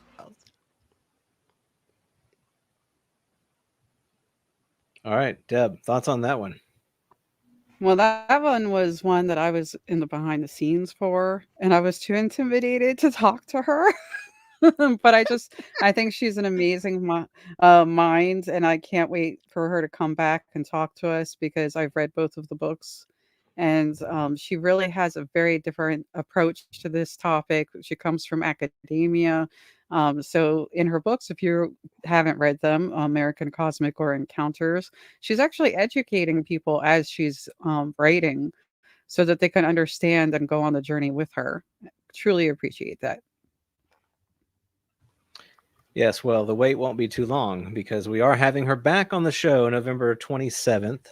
very excited to have her. That's right around the corner and right before her talk that she's giving in New York at the Inquire Anomalous conference with the J. Christopher King and James Iandoli host. So we're really excited to get in the conversation with her. She's been very active lately. Of course, her second book just came out on Encounters, which I'm working my way through, really enjoying it. And she's been very gracious in her willingness to engage in the community just generally. The fact that she said yes to our show back then when our show was a lot smaller, it really meant a lot to us. And I think we had a fascinating conversation with her. We need more folks like Diana Pasulka and more folks like Gary Nolan willing to step out to say, look, there's something worth studying here. They're not coming out saying they know what it is. They're just saying there is something here that is interesting, that is worthy of attention, worthy of conversation. Here's how they take their discipline of understanding and apply it to whatever it happens to be. We've got to have that kind of conversation, hopefully moving that ball forward. And she was just a great guest. Really, really fun to chat with and very, very personable. So very excited to have her back. She is courageous because whether she's tenured or not tenured is immaterial, because it can cause problems among one's peers in academia to come out and speak this way about something that some people think is silly. They think it's non-existent. They don't think it's worth studying because it's not part of our consensus reality. And this one, hey, what's up, Carolina? What's up, Holmes? Welcome. We're gonna see you soon, next month. Yeah, the fact that, like you said, that she would come on a show that was not, we're not as well known. We're not in the invisible college like James is. We don't have the invisible airplane like Wonder Woman and all those sorts of things. But we had a great dialogue with her. And I just feel I really admire people, in intellectual courage and personal courage. Diana is an example of that, the same way that Gary is, and the same way that Christopher and Lou and David are. And so, yeah, it really was awesome. And that she said she would come on another time. Last time she had to cancel. She's done a number of shows, and frankly, Nathan and I and Debs are going, and even Primetime are going to have to meet and dig deep to try to get inside the areas of how this really makes her feel, because it's very difficult to do that. She's willing to put herself in the arena to talk about it, but it's very difficult to give answers that are beyond academic. But we'll try to go there with her if that's okay with her and if she wants to go there. But yes, we're honored, and we can't wait to have this discussion with her. It's going to bear some study and preparation. All three of us are reading her book, and bring it on. It's gonna be fun. Yeah. Davey, Diana's a big name in the community. What are your thoughts on her efforts right now? Yeah, again, as you said, she's putting herself out there, and the work that Deb and I do normally at this time on a Saturday evening here in the UK with UAP Med, we need more people, more academics, more credentialed people with an interest in the topic, with the subject, to come forward and speak about it, and also to bring alternative viewpoints and to bring fresh ideas to it as well. So we're starting to see that drip feed of additional academics and credentialed scientists come forward. Just need to see more, and what she does is fantastic for bringing that forward. So yeah, and I'm looking forward to listening in on the 27th. I really can't wait. Debs, did you? Oh, you didn't. You already talked about this one. That's right. You said that you're in the background. You're probably feeding us some questions, which is helpful. She will not be in the background. I did. I asked. No. Yeah, I was asking about the invisible college because I wanted my card, but I couldn't find it when it came in the mail. It's also not visible. It's near my invisible check that I'm looking for. All right, so here's a little clip I took from one of our British invasions that I just enjoyed doing so much. So let's take a look. It's good to have you back. So that is your fifth Beatle. We didn't want to leave Peter Best out. We wanted to recognize him, and I thought we did that. We have Ringo Starr just up. If you look up to the right, your to your right, Max, you have yeah, that's Ringo Starr up there. But took all your royalties. All right, so British invasion, that was great to see. Max, of course, who's in the chat. Max was on that invasion. Maxie. Frank had to peace out. I know some of you were wondering what happened to him. He had a limited amount of time to be with us, so we're so grateful he was able to spend some time with us. Those shows are super fun. We've got another one that is in the works that we're going to be doing, and it's a chance for us to bring a lot of different voices to the conversation from across the pond, as they say, and we kind of playfully pit these two groups of people against one another to get them having that conversation around similar topics, and then we kind of take a vote on which group handled the topics the best way. Of course, on our show, everyone's a winner. Everyone is a winner, but it's a really, really fun time, and I'm looking forward to doing that and making that a continuing tradition. It's part of the show. I think Davey's the one that took it over the top on that one, didn't he, Nathan? I think those guys won that one. Oh yeah, crushed it. I believe so. But yeah, we endeavor to do another one. The next one is going to be Yes and the Who. Excuse me, Yes and Traffic, one of Steve Winwood's bands. So Dave Smethurst, in theory, will talk about Yes. So we're going to play a video of Yes, and we're going to play a video of Traffic. Dave is going to talk about Yes, East Anglia's own a band so far ahead of their time, like probably 15 years ahead of their time, which in music is a lifetime, really. And I'm not going to give away my thoughts on that. I'm going to wait till that show, but I'm going to bring up something that when you hear it, you're probably going to go, wow, like I never thought of that.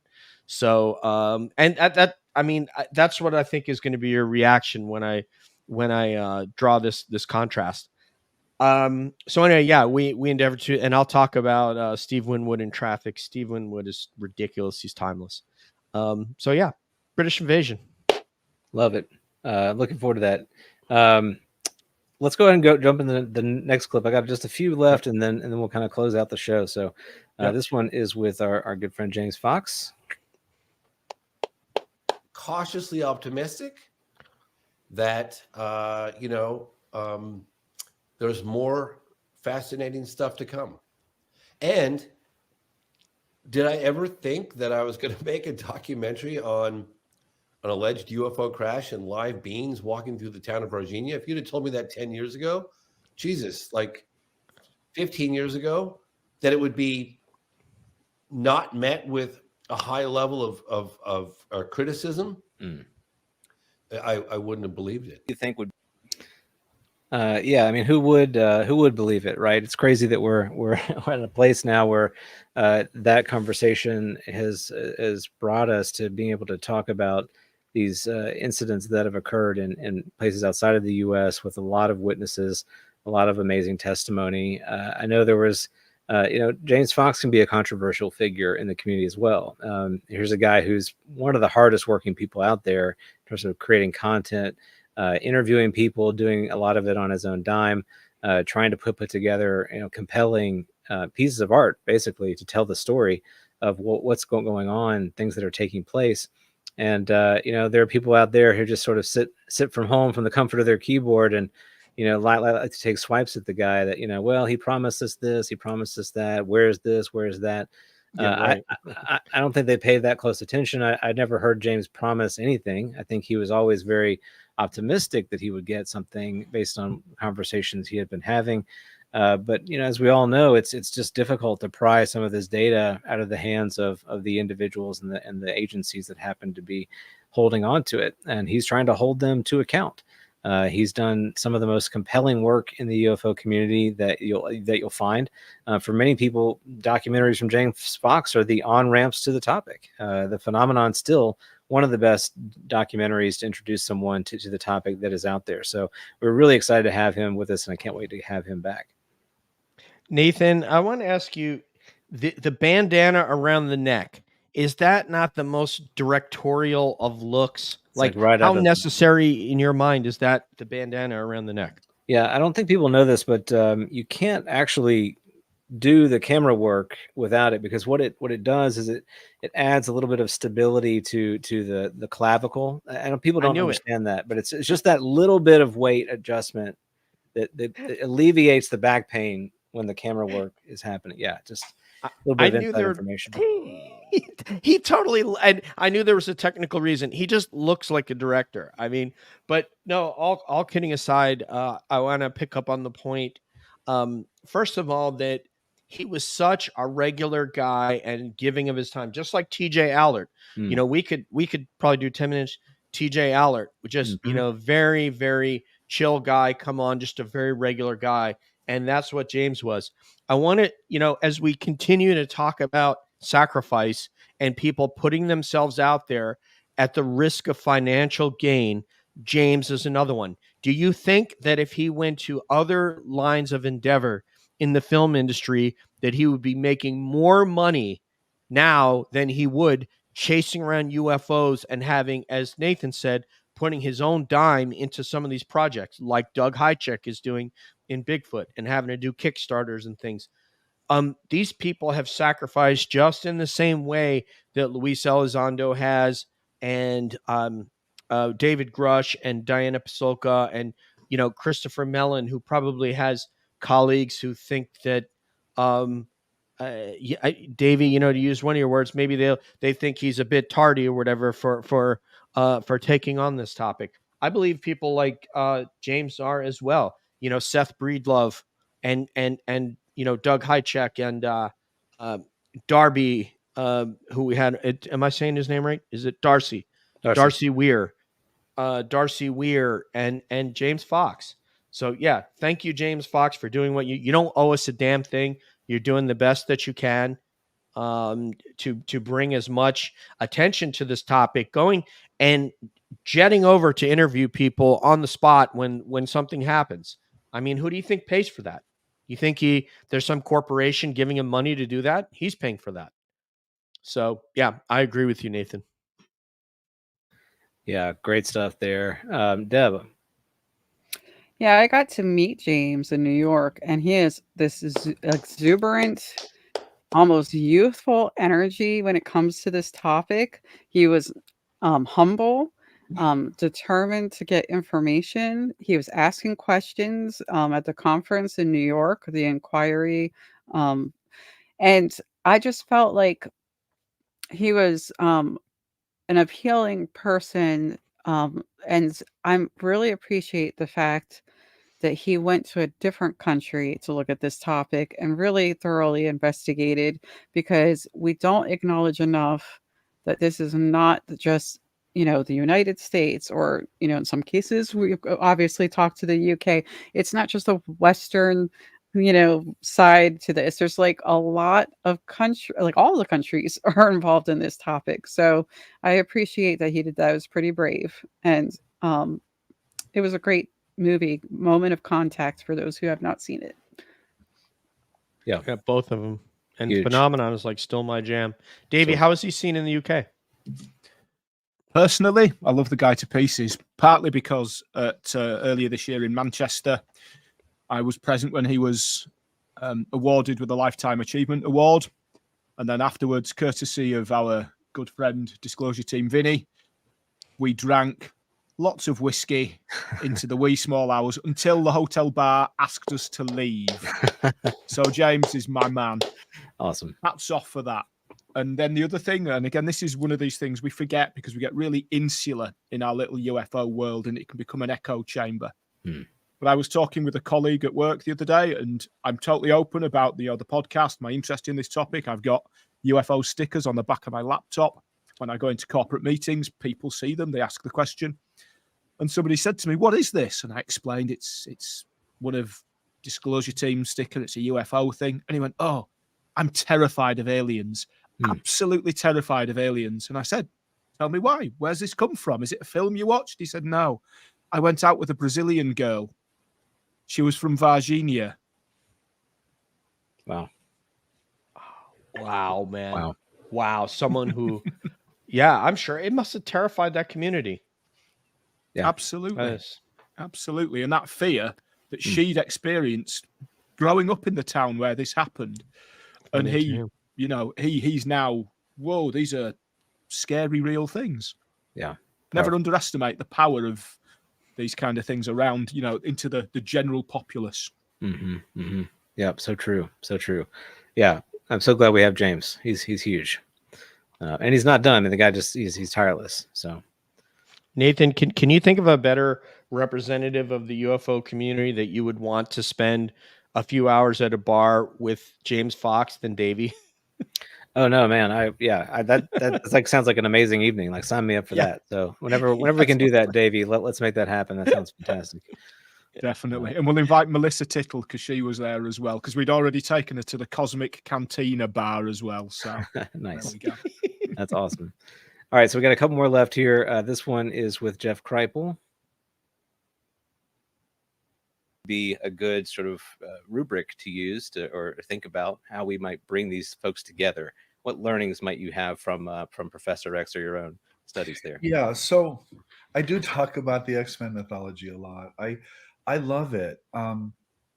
I try to inhabit the mythical role of Professor Xavier. So the projection is not just a projection; it's it's what I call a midlife regression. You know, it's back to 10 years old. Is what it is. All right, so I had to get that little clip because, again, just illustrating like how the kind of fun that we can have on the show and the fun that the guests can have on the show when they really get into the conversation. Jeff Kripal, of course, is amazing. One of the few people I know who can rival DJ's shirt game. You know, it's absolutely incredible. The guy's an amazing intellect. He's a very compassionate person. He's a very engaging individual. You know, full of grace. Easy to approach, and I got a chance to meet him in New York, and it was just the nicest guy. So you're gonna keep your eyes on what he's doing. And Jeff is continuing to kind of push this conversation further into the academic space through what he does at Rice University and the connections that he's making there. So very, very, very excited to have him in the community and be a vocal proponent of the UFO subject. What about you, DJ? First of all, I want to say welcome, Fire in the Sky, and thank you very much. We do appreciate it on the 100. And about Jeff Kripal, I'm going to say one thing about him, and that's all I'm going to say. And that is that when he was on the show and Matt told him of a paranormal experience, and you know, you as everybody here has alluded to, we have joking moments of the show. Nathan will say something funny, or I might say something funny, or Deb has said things that are funny, and we sort of have a sine wave of the show. When Matt shared that how he was affected as a child growing up in a house with paranormal activity that was scary, the way that Jeff Kripal took care to become a counselor and listen to what Matt was telling him and then respond in the way that Deb might have responded if it with a patient was a beautiful moment in the show. And I'll forever be thankful to it in all the intelligent conversation and interesting conversation we had. That was the moment that struck me, is that this guy cares about one of my cabbies and what he has to say, and responded in a way that made Matt feel cared about. Mm-hmm. Yeah, 100%. Deb. Yeah, we can't understate those shirts. He has some fascinating shirts, first of all. But I think what's really big about Jeff Kripal is not only does he contribute to the academic conversation, but he brings other academics and he gives them permission to do their work. In fact, he highlights it. He puts it on stage. You know, he gets videos made about it. He makes it a conversation that they can have. And that is so important. So we cannot say enough about how important that is these days. More and more people need to be able to have the conversation. Mm-hmm. So You're here, Davey. I know you're a huge proponent of that, kind of widening the space the conversation can take place in. Definitely, and that idea of allowing people to have those conversations. There's a scenario that Gordon White, the host of Room Soup, often puts out there, which is that you're at a party or a barbecue or a bar, and you're talking to somebody about the topic. Where do you send them? What do you give them to read? What do you give them to watch? And certainly Moment of Contact might be one of those. But for me, hands down, every time, starter for 10, Go Away and Read the Flip by Jeffrey Kripal. It will, wherever you're coming at this topic from, whatever your starting point, that's a great entry point, a really good grounding, academic, theoretical, but again, relevant to everybody. So yeah, thank you, Jeffrey, for putting that together. It's one that I buy people as birthday presents and Christmas presents. Go away and read that and then come back to me. Awesome. Yeah, absolutely fantastic. All right, we got a couple more here. I think just 3 left, but I want to get this one in here because it was a fun show to do with the Navajo Rangers. So here's DJ cutting it up a little bit. You got to admit, though, Stan, like when you think about somebody has to go to a coin laundromat, you know, if you would have had that plus the vending machines, it could have been a really good situation to have those turn up in your house, right? You're like, I got to go to the coin laundromat. I know it's like $2 a machine, $1.50 for the dryer. Then you have the soda. You want to get some Fritos and stuff. This could have been a good situation when you think about it. Have you seen anything? All right. Let me. You need some pretext to that. No. Please put the context on that. Yeah. Nathan, I need you and Debs to back me up on that. Davey, I don't know if you saw this episode, but basically, what had happened was, they were doing a paranormal investigation, and they had quarters like appearing in the room. They had evidence Ziploc bags full of quarters, but more quarters. I don't know where they were appearing from. Do you guys remember? Just out of the air. They were like, they were apports, you know, they were appearing from nothing in the room that he was in. And falling onto the floor. Something that's, you know, pretty scary, especially since there's this audible component to it.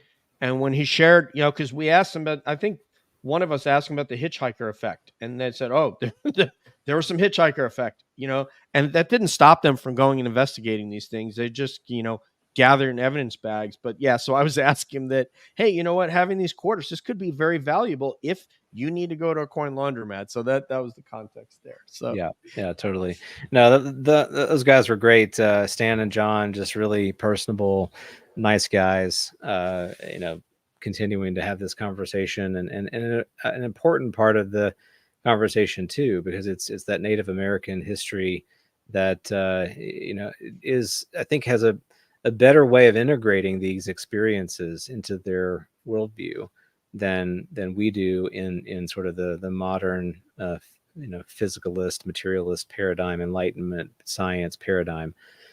So there's a lot to be learned from those ancient traditions and understandings of the world, of our place in the world, our place in the cosmos. So it's just so good to have a chat with them about their encounters. We got a little bit of time left. I want to make sure we get to these last 2 clips. So obviously we've got Lou Elizondo here, one of our highest seen episodes. So here we go. Thing on open source that you say, wow, that's credible. Yeah, and the problem with it is that the government recognizes it. There are some very authentic UAP images. When people say, oh, they're all grainy and blurry, no, they're not. There's some that are really clear and are very authentic, because we can look at the date and timestamp and the metadata on the video. We can then correlate that to any other type of assets that may be in the area. And, you know, it turns out that, we're picking something up that came across, you know, let's say the Pacific Ocean. And all of a sudden someone in San Diego goes, I had this real funny light doing these weird things in the backyard. And all of a sudden you realize, oh man, they got it on camera. There are some very, very, there's one in particular, I probably can't talk about it, but there's one of a triangle, and it's at night, and it's not just 3 points of light. I mean, you can see the skin of the aircraft. You can see a lot, and to the point where some of our folks were like, well, should we take it off of the internet? No, don't take it off the internet. Leave it up. You know, that's not your video to take down. That's a private citizen's, you know. And yes, they got a great video of a UAP. Congratulations. We should probably give him an award. Don't take the video down. All right, that was that really kicked off a lot of internet sleuthing. I recall when that interview aired. I think that sleuthing is still taking place. To be honest with you, there's still people trying to track down what is the clip he's talking about. It's this elusive black triangle. I feel like of all of the UFO shapes, the black triangle has this really deep psychological impact on the human psyche, and I don't know what I would do if I would see one. I think it would definitely arrest my understanding of the world and give me a great deal of pause. So that was really generous of him to share that with us. And that was also Lou's last podcast sort of appearance for I guess even till now. He's not done a show since then. So it was great for him to spend some time with us and share some parting thoughts. But DJ, what do you think about when you think of that clip and that particular episode? Well, we asked Lou if he would dress up in some authentic Cuban clothing, and true to Gary Nolan and Jeff Kripal and some others that have and Doug Hychek that have played along, he wore a Gallabera shirt, which is a traditional Cuban shirt. I think I was wearing one too because I went and bought a purple one for that show, and he also wore his fedora hat, which is also commonly seen on the streets of Calle Ocho in Miami, which is 8th Street down there in Little Havana. Beautiful place. If nobody's ever been there, to go and have a coffee and eat and sample some fresh fruit and some Danish, you'll just love it. And obviously Cuban sandwich. But Lou was fantastic. I often tell people, despite the fact that shared military background, I'm not as close with him as perhaps Vinny or Dan or some others, but I do get to chat with him on I forget what's that thing that we use, Nathan, Signal. Yeah. And he's just a fantastic person. We got to meet his wife Jennifer before. Now he's actually showed her, but back then he wasn't showing her face because of the doxing and things that people had done, going doxing his family and researching his family and so forth. But he's a wonderful person and someone who sacrificed a lot for this topic in terms of real money that he gave up to advocate for this, actual paychecks that won't be recovered by just being a contractor and getting a paycheck now. It won't be a retirement check in perpetuity at the level that it would have been had he said, screw it, and just stayed in place. Mm-hmm. Yeah, definitely. It was an honor to have him. Deb. I'm still trying to educate people after that episode. There were some head scratchers. Unfortunately, a lot of people misunderstood some things that were said. And I think that it was a good example of what happens sometimes in the UFO community. People come forward, they're all into this topic, and then someone wants to pick things apart and misunderstand what was said. But that aside, I do appreciate that he came, and I think the countdown is now that we have 4 years to go before he comes back, right? because at the time I said, if you come back in 5 years, now I think we're at 4. So hopefully he'll come back and visit us again. Yeah, totally. Davey. He's a man whose name will be writ large in the history of this topic for years to come. As DJ said, the amount he has sacrificed, the way he's put himself forward, and the risk he's put himself under as well to do it is wonderful. But watching that particular clip, I wasn't really listening to what he was saying, if I'm totally honest, because I was looking at the skateboard in the background, because being a skateboarder myself, of many years ago, I was trying to work out, and it occurred to me, of course, that it was one that Vinny had given him. So That's there right. we go. Yep, that's right. Yeah, a lot of folks know that the skateboard belongs to Vinny Adams, our good friend. All right, last clip, and this is the last clip. Again, I could have clipped another hour's worth of things from our shows. There's so many really great nuggets, and to comb through them all and find them would be really challenging. But it's nice when you have a wealth of great material like that to choose from. But the last one I'm going to share is one that has been shared, I think, really widely in the community, because it was so sort of genuine, bombastic, off the cuff, raw, and fun. So here we go with Jim Semivan. It's not about $22 million and the Pentagon has a UFO program.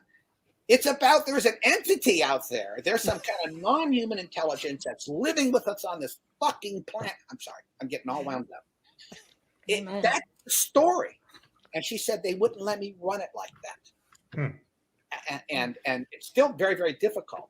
So I give the New York Times a lot of credit for running this story, but for missing the big point. We're not alone.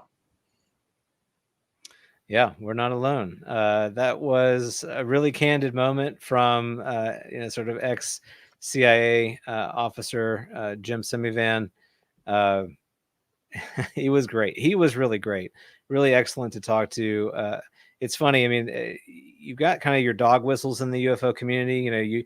You say someone was CIA, you say someone makes money, you say someone whatever, it like sends people off a cliff on edge because they think that there's something broken about that person. But I found Jim to be incredibly authentic, to be a person who's just trying to figure this out like the rest of us, who just happens to work in the government. I mean, what a surprise. There are real people who work in these government agencies that live. Yeah. Real people like you and I who, are your neighbors or your parents or your siblings, and they have interests just like you and I have interests, and they have a deep curiosity. And Jim, of course, isn't just a curious person and a really skilled individual to do what he did, but he's had an experience. He's had a very profound experience that has changed his life, the life of his wife, and kind of propelled him to advocate for this topic in a more visible public way. He's got skin in the game, and we owe a lot to Jim Semivan, the work that he's done, the work that he did with TTS to get that conversation going with all those other folks. And I just love that quote. He's just off the cuff, letting her fly, and I think everybody can relate to that. If you've had an experience like that, it's real. It's a real thing that you can't shake. You can't just make it this academic pursuit that is safe on a piece of paper.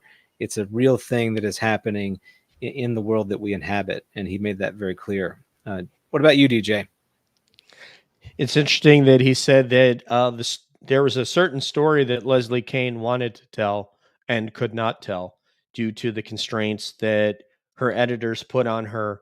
But nonetheless, she got the topic out there, and now the discussion's being had, and it got out there on the biggest print media and biggest newspaper that we have left in our country. Not to say that's not to degrade any of the other amazing papers out there, from the Baltimore Sun to the Los Angeles Times and the Chicago Daily News, etc. There's a lot of great papers, but the New York Times is a paper of renown, and Leslie didn't get to tell the story regarding Jim. You saw his emotion there. He's not only a CIA operative, which is slightly different than being a CIA officer and analyst like John. He was a field operative, someone who put himself in harm's way out in the field in foreign countries to collect intelligence on other countries, more than likely. And as Nathan said, if you went to a PTA meeting in Langley, Virginia, there's a pretty good chance that the man standing in the room there with you, it could be from the CIA or could be from the FBI counterterrorism unit.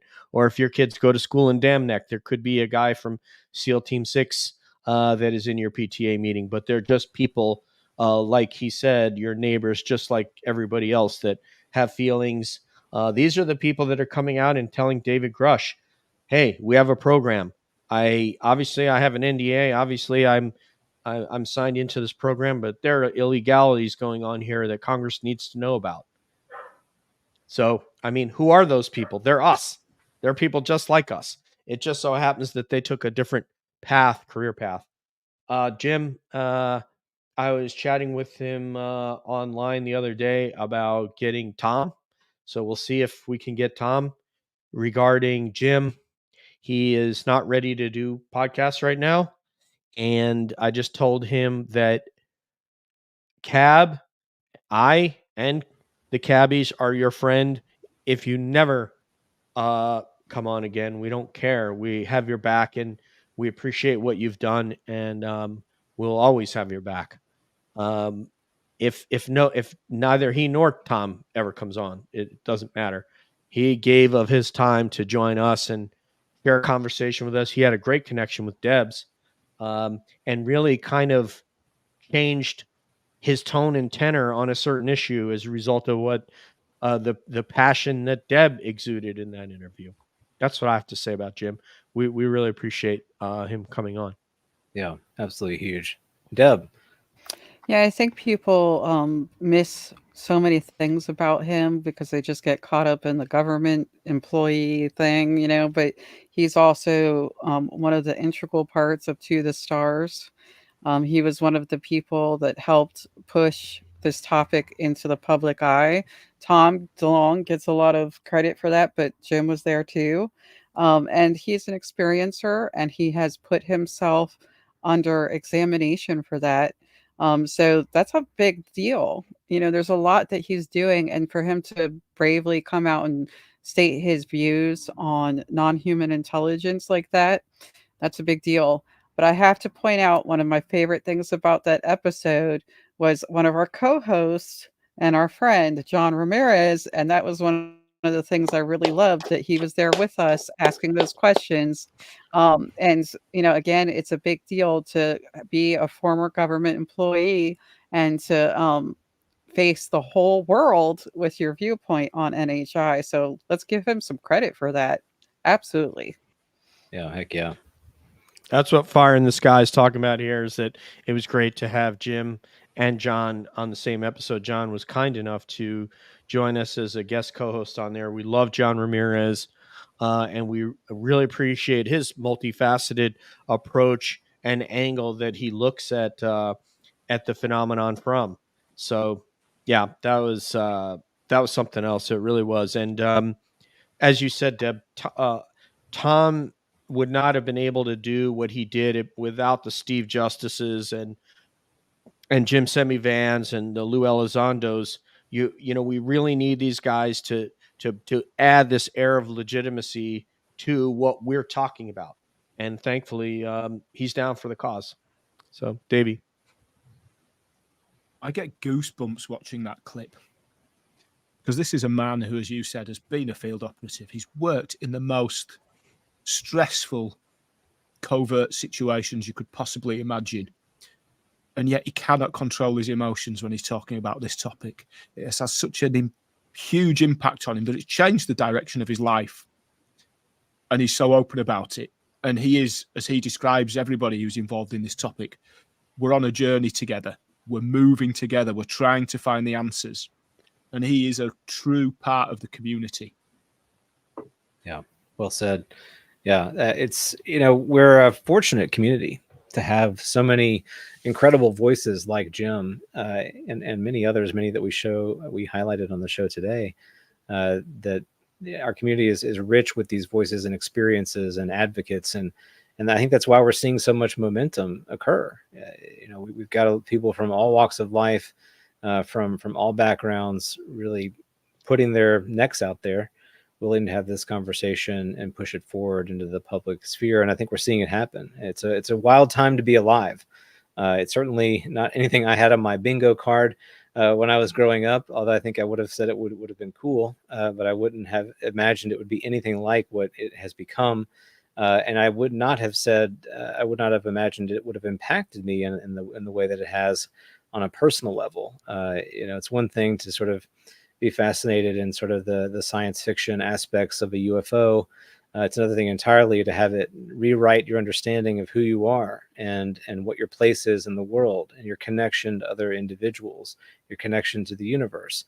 These are the sort of conclusions that I have come to in my pursuit of this conversation.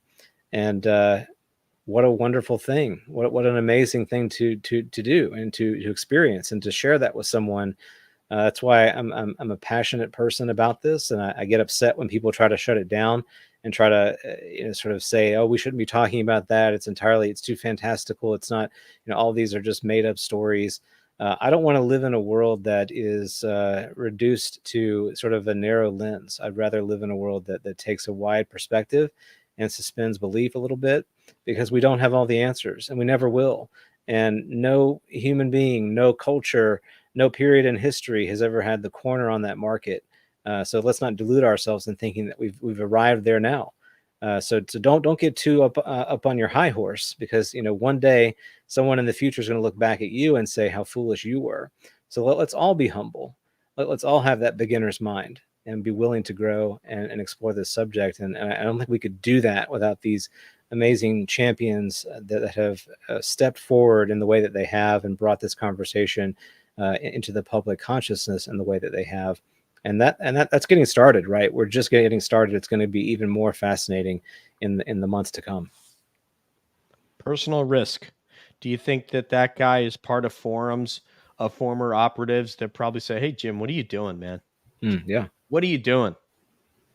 Do you think that hasn't happened? Right. I will bet you it has. I will bet you it has. Those guys are on LinkedIn. They know what he's doing. It really has been an incredible ride, and we've more to do and more fun to have. We're lucky that people like Davey have decided to jump on and join in the ride with us. I see Mick in the chat. He doesn't really care what time of night it is. He'll jump on with us. I just want to make sure you're getting proper rest out there, Mick. Julie, once again, you're part of several different shows. The Spaced Out Radio with our friend Dave, among others, the UAP Med. And thank you, Julie, for being here and deciding that you wanted to be part of this. With that, parting shots. Let's go around the room. Davey. I think when I first spoke to you guys, one of the questions was, where's this going to go? How quick do you think things are going to move? Well, things are keeping moving. Mm-hmm. Probably quicker than I would have anticipated, having been, interested in studying this topic for nearly, over 30 years now. But I just say, keep the momentum, keep an open mind, but not so open that the wind blows through. Love that. Love that. Heathcliff, my man. So good. Deb. I think that this episode ended up being a celebration of all these lovely people that have come to share with us today.